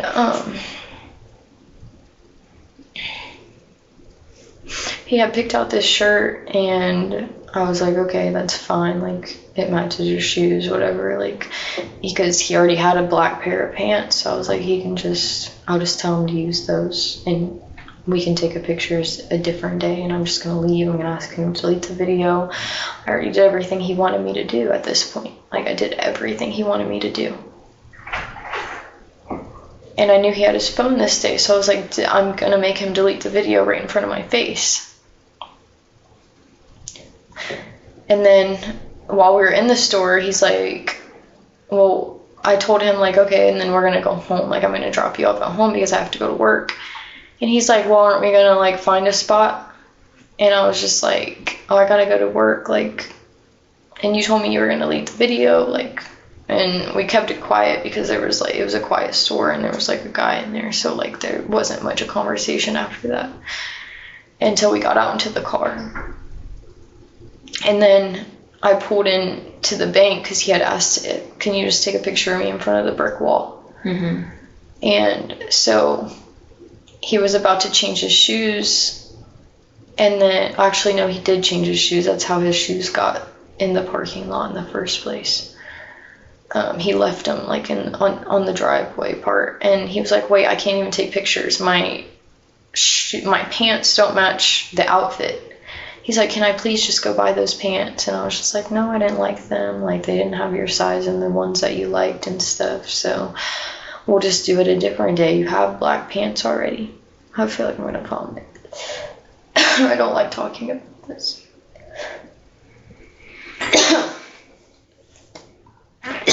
You want more water or something? I don't know. I feel like it just makes me feel more sick. Just let me know if you want some, I can grab it. And I said, let's just take you home now because your mom, he's like, no, my mom's not going to be home till 1. Like, we still have time. We still have time. Like, she at first he had told me 12, and then he changed it to 1 o'clock. And I was just like, well, she might come home early or something like that. Like, you don't know. He's like, no, she said 1 o'clock. Mm-hmm. And I was just like, okay, like, what do you want to do then? If you don't want to take pictures, like, what? Are you trying to go to another store? Like, what's the plan? And he said, I want you to find a spot, and then we can delete the video. And I'll show you I delete the video. And then I had went over to like Eastland. He said to go across the street to Eastland because it was all gated and stuff. Yeah, where the mall used to be, or technically still is. Okay. Yeah. And at first I was like, no, like it's open and stuff. Like I tried to go behind like the building. And he said no, like he didn't like that spot. And he said, just go to Eastland. And I was like, okay. And so I went. I don't even know, like, really where I was parked at. I just know that there was trees and that there was a building and you could see the freeway. And I remember that because he said, you need to back up because those cars, they can see. And he had gotten out of the car to go pee. Mm-hmm. And then he got back in the car and he had asked me to back up. And so I did. And I said, what do you want me to do? And he had told me to like come to that side of the car where he was at. And then I was standing there and I was like, okay, what do you want me to do? And he put his hand around my throat again. And he started kissing me. And touching me.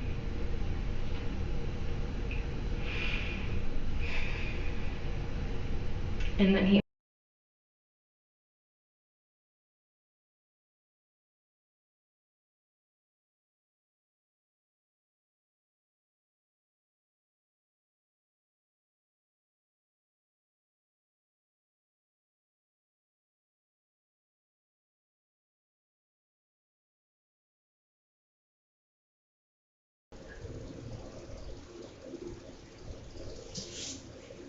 Did he wear a condom that time?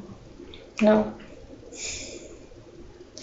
I didn't want to have to go get them again, and Yeah.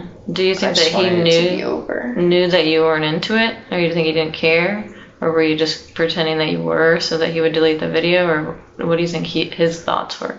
I was very, he had to have known I didn't want to do it. He just didn't care. I don't think he cared at all. But at the same time, I was just being nice and I was just complying with him. How long did that time last?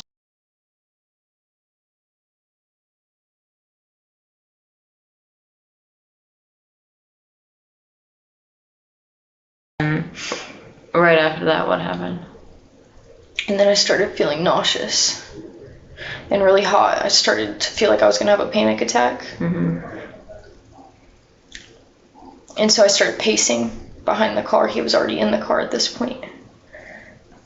And I was just pacing for a couple minutes, and then I started puking.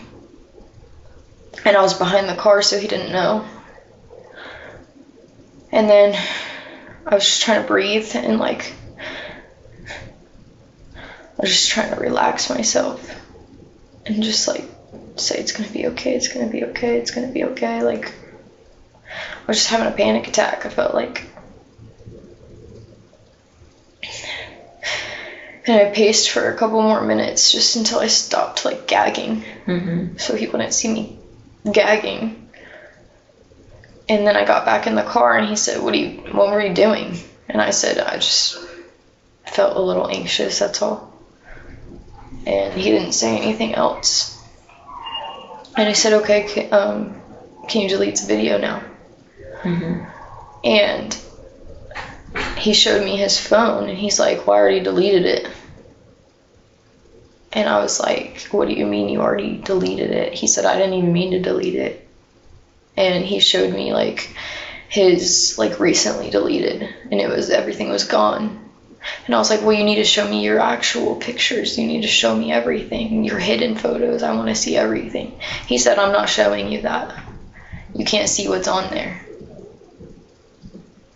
And I just assumed he had pictures of like other girls or, you know, pictures of himself or something like that. So I was like, I don't really want to see what's on his hidden photos, honestly. I just trusted him. He said, because I kept asking, and he was like, what, you don't trust me? You think that I still have the video? And I said, no, it's fine. Like, you showed me. So you felt pretty comfortable at that point that it was gone? Yeah, by his reaction. I assumed, since he said it the way he said it, like, you don't trust me. And then I'm like, well, I guess I have to trust you. Like, you showed me your recently deleted and everything was gone. He made it seem like he had already deleted the video, but then I was just like, why did you make me do all that if you already deleted the video? He's like, well, I didn't mean to delete it. And I just felt sick, but I was like, okay, the video's gone. Like, I don't ever have to like go through this again. I don't ever have to comply with him again. He doesn't have control over me anymore. Do you think that he felt bad at all obviously, do you think he knew that he was forcing you into this? Or do you think he didn't even comprehend it? Or what do you think is going through his head? I think that he just thought he was getting what he wanted from me. He didn't care how you felt? I don't think he really cared at all. Yeah. I don't even know what was going through his head anymore. I didn't understand it, especially with like the way he was acting at school and stuff. I was just like, something's wrong with this kid. How were you feeling towards him at that point? A little angry. I was starting to get pissed because that's when I started feeling like he was manipulating me. And so I just wanted to take him home. Yeah. And just be done. And on the way back to his house, like 2 minutes before we got there, his mom started calling. And he didn't answer. And I was like, okay, like, what are you going to tell her? Where were you? And he's like, I'm just going to tell her I was at the gym and that I'm walking back. So I parked down the street and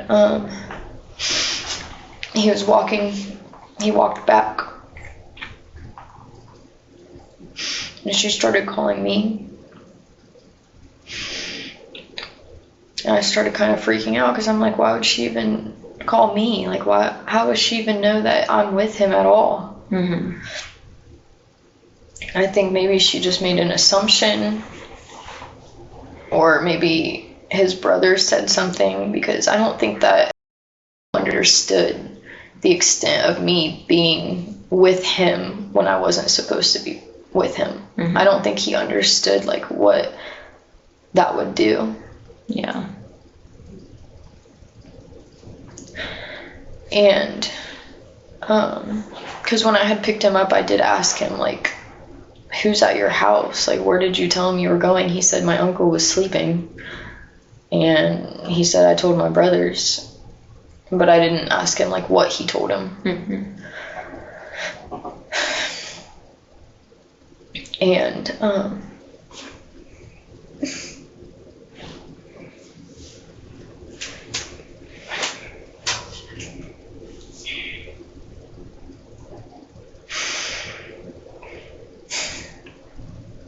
I dropped him off, and I thought, this is just going to be over. Like, I'm not going to tell anybody I was with him. I'm not. So at that point, were you kind of thinking you'd never see him again? Was that the plan? Yeah. But I didn't tell him that. Yeah. I didn't talk about it.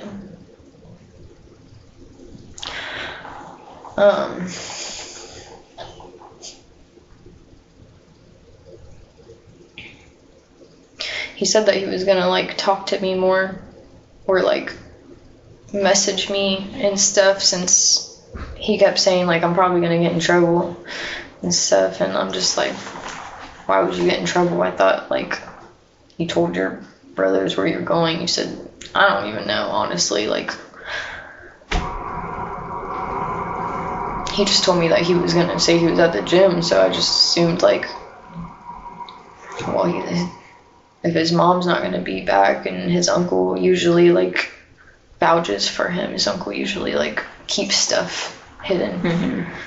I know that he told his uncle a lot of stuff, like about his, like what he was doing and stuff like that.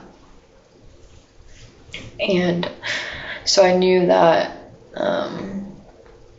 or I figured maybe his uncle would just not want to get in trouble or something for losing a kid for a couple hours. It was only like, it wasn't even 2 hours, it was less.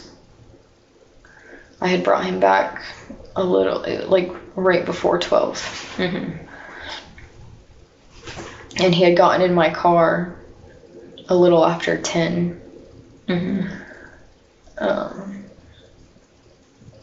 But at that point, you know, that was it. So that was when you called the patrol officers out there because she thought he was missing? Yeah. And then someone obviously told, or she inferred that you were with him? Yeah. Okay. And then I had told her I was in a meeting. And I wasn't. I just didn't want to talk to her. I didn't even know what to say. Because I knew she was about to be really upset. Because at that point, obviously, if she's calling me, she's either worried about him or she's mad at me. Because why else would she call me?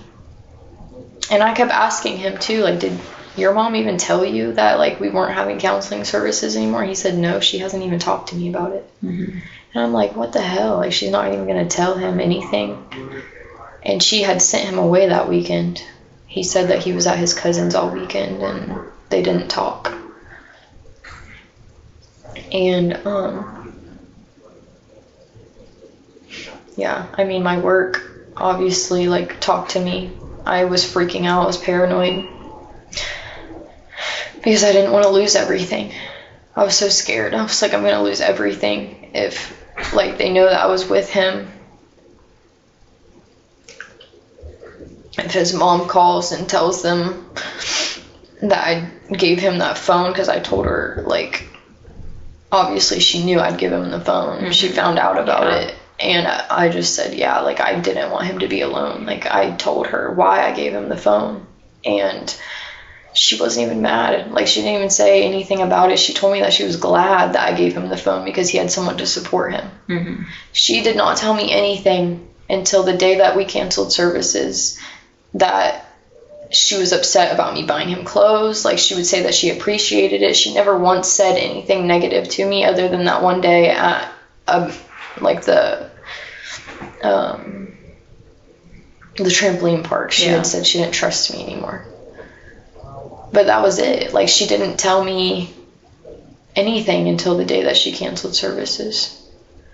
And then I was just confused as hell because I was like, you didn't even tell me any of this. I would have not continued to do all of this if I would have known that you didn't want me to buy him clothes. If I would have known that, like, you were that upset about me giving him the phone and stuff, like, I would have never done any of that. And she was saying that I was rewarding his behavior, and, like, maybe I was. Not on purpose. That's not how I viewed it, though.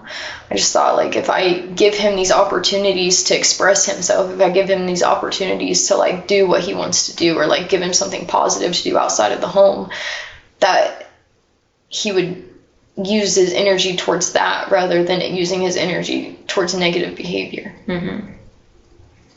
And I knew his mom wasn't going to give him anything positive, or like, he just kept saying, every time I get a reward, it gets taken away. So why would I even care about a reward? And so I just didn't even want to ask her to do that anymore. Like, he said he would always rap and stuff to me. Mm-hmm. And that was how I I learned a lot about him through his raps. And it was like a couple weeks prior to everything, like 2 to 3 weeks prior is when he started rapping about everything. So then I was like, he's really opening up to me now. Like, he's really just opening up, and like, obviously he has motivation. Like, he's being motivated to change and stuff. Like, what I'm doing is obviously working, right? Yeah. Clearly I was delusional as fuck, because the way he viewed me was not the way that I thought he viewed me. Mm-hmm. He didn't give me those vibes, I guess, until it got physical. There were some things, some comments made that were random about, like, obviously I had mentioned, like, the shoes, like matching shoes and stuff, and like, he wanted to take pictures with me. Mm-hmm. And he wanted to take pictures at this one place at Portal Park, and I had taken him there, but I had no intentions of like getting in the photos with him or anything, but that's what he wanted. But then the phone died, so we didn't take any pictures. Mm-hmm. Portal Park, that's up by campus, right? No, I don't even know where, Clintonville or something. Yeah. That's out north of campus in the campus. Yeah. It's just like this tunnel. It has a bunch of graffiti on it. Yeah. Mm-hmm. And I had showed him that because he liked to take pictures. So I showed him that like a week prior. I was like, this place would be pretty cool to take pictures at, but I didn't know where it was at or anything. I didn't realize how hidden it was. I thought it was just open. Like, I didn't realize that it was like trespassing or something. I don't even know if it was trespassing, but everybody goes down there. Yeah. And we found it, and he had like been asking to take pictures, and then the phone died. I had been taking pictures of him though. Mm-hmm. I had been taking like pictures of him just there. And this was like, And were these all on your work phone or on his phone, or a mixture of both? I think it was on my work phone. I don't think he had his phone at the time that I can remember. I can't really remember, honestly. I don't think he had his phone though that day, because this was like a week before everything happened. Okay. Did he record anything other than the first time? Was it just the first time, or do you know if he recorded anything else? I don't think so. Why? So the first time was up at Polaris, Mm-hmm. and then that was just oral sex. And then the second 2 times at Easton and then at Eastland were sex.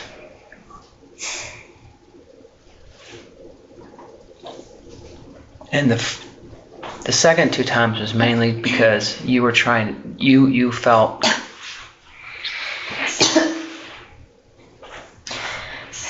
I'm sorry, Payton, I know this is hard. I just want to make sure I have a good understanding about everything.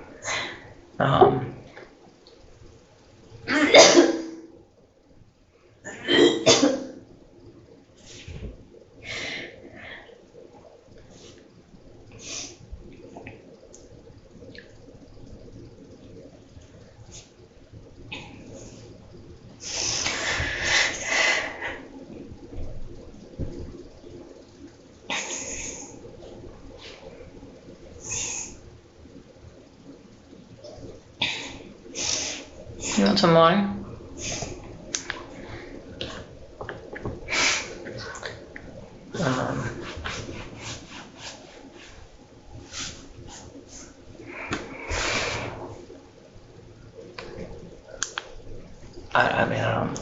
I appreciate you talking to us, Payton, because now I feel like I have a better understanding of everything that happened, and why things happened the way they did. And I think that's important for us to understand. I think there's a lot of, this situation got way out of control. And obviously the story that I was telling, is completely different than the one you're telling, and that's the only one that we have had up until now. So hearing your side of things really does help us. Things match up in a certain degree with what we heard and what we found as far as the events that happened and the time frames and everything. But getting able to hear from your perspective as to why things happened, it helps us to understand better why it happened. I want to ask you a question about today, real quick, before we'll try to wrap this up, because it's really late. We've put you through a lot today. About today, when you went over there and you had the gun, and I know that you were feeling suicidal. We had the SWAT officers were out there. They were talking to you, trying to get you to come down, because obviously they didn't want you to hurt yourself.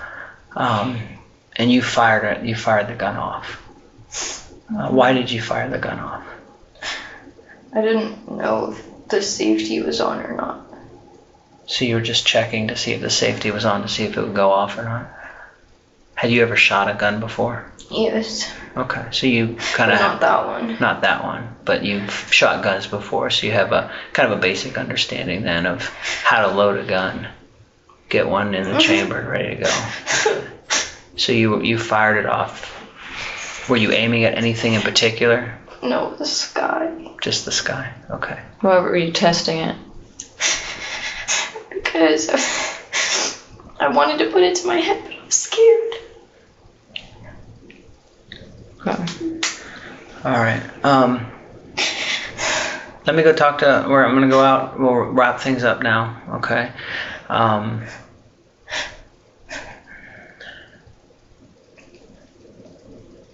Do you have any questions for us, Payton? I just don't understand. The main issue now is, you remember the condition of your bond, right? Was that you weren't allowed to have any contact with... And that's kind of why we're here right now, obviously. So I know nobody cares. that wasn't your intention. That's not true, Payton. A lot of people care. He just wanted to brag about me. He just wanted bragging rights. He just wanted to show all of his friends.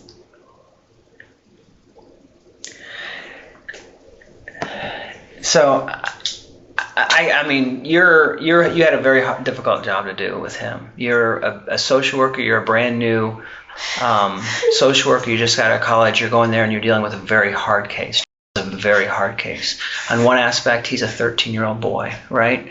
On the other aspect, he's also grown up in a very harsh environment, a very hard environment. He's been on the streets. He's been through a very difficult... He didn't grow up out in the country. He grew up in the inner city, and it's very difficult. So he has grown up a lot, and he's matured in a lot of ways. With the way that he is, the way that he can control people, the way that he can control situations, because he's had to do that to survive. And he's very highly influenced by his friends.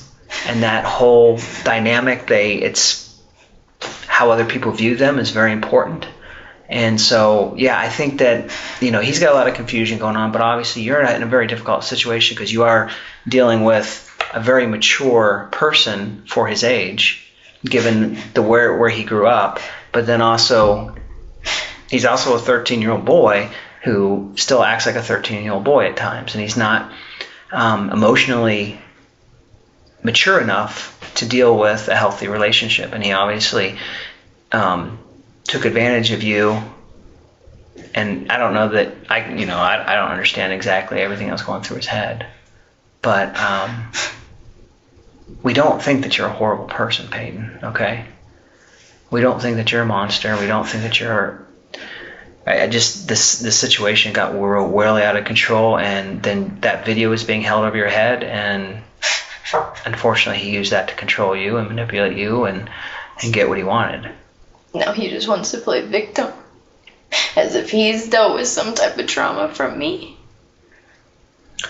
I don't ever get the feeling from him that he felt like he was being traumatized by you, but Because it seems like everyone wants to just pretend he's some victim. yeah. Well, unfortunately, with the way the law is written and everything, they look at his age, and that's all. They don't look at anything but his age, and being the age difference between the two of you and your position and everything, and that's kind of black and white there. Because children can't manipulate adults. Is that what you're saying? No, I'm not saying that. But to this, I mean, you see these fucking kids running the streets, stealing cars. And you think that he's not capable of that? How many of those kids that are 14 years old stealing all those cars have done that to somebody and nobody knows? They're out running guns. I mean, we're definitely not saying that we don't think he's capable of it. But it sounds like you guys just only care about his side of the story. no, that's not true. That's why we wanted to talk to you, and I think I have a much better, more clear understanding now of everything that happened.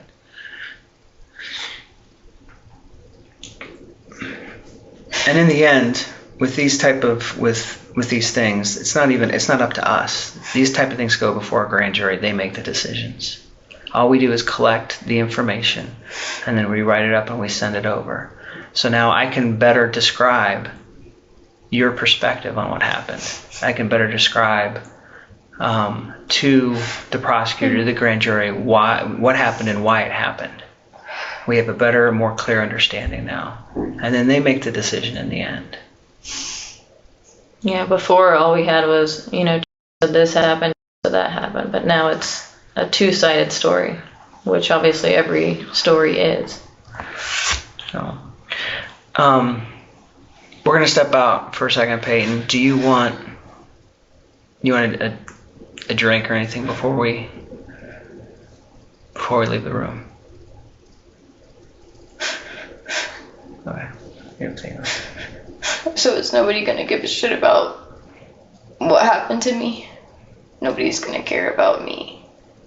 No one's gonna care about my trauma. No, all of this information is going straight to You the guys are gonna put me in prosecutor. a cage again.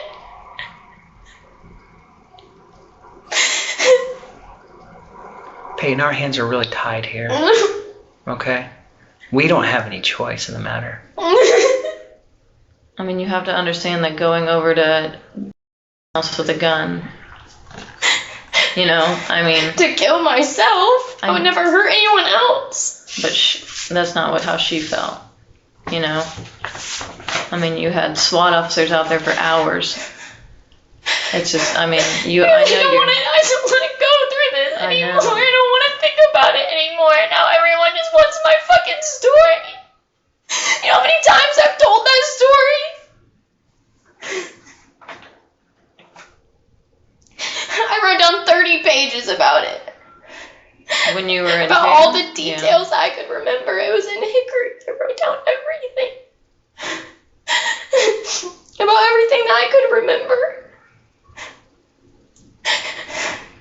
When I was at the school, his friends were like in my office trying to push me up against the wall, trying to kiss me. And now I have to be in fucking jail for what they did to me.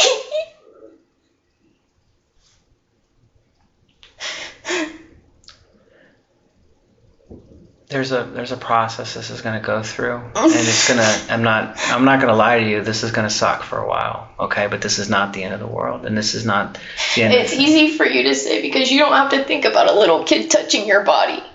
That's true. I was not in your position, and I don't know.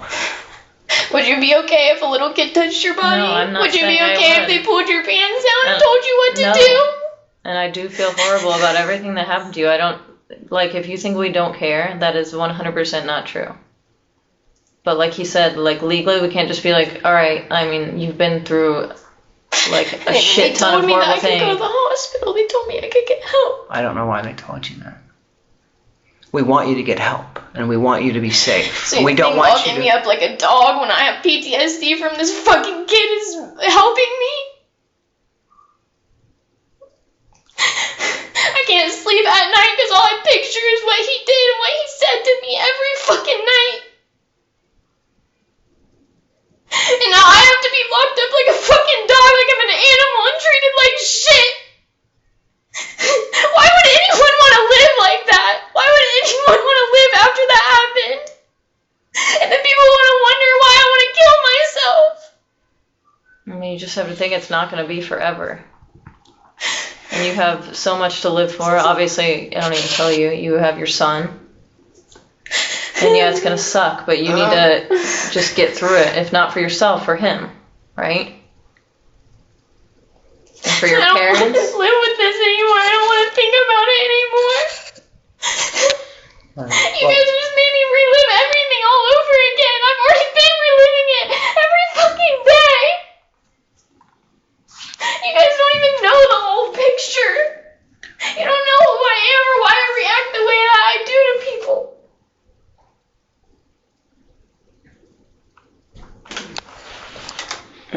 All right. Peyton, it's been a long night. I'm gonna step on out, okay? We're gonna wrap some things up.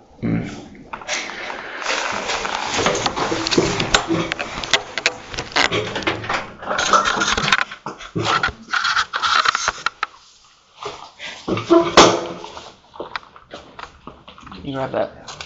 You grab the door. Oh, yeah. Thank you.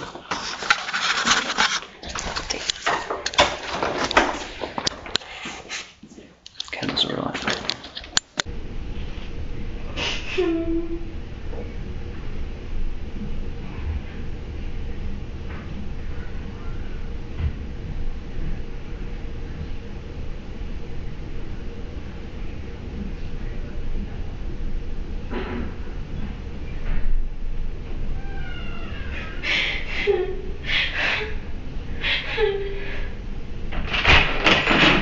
Peyton, I'm gonna put this stuff in with your property. This is just a copy of some legal paperwork, okay?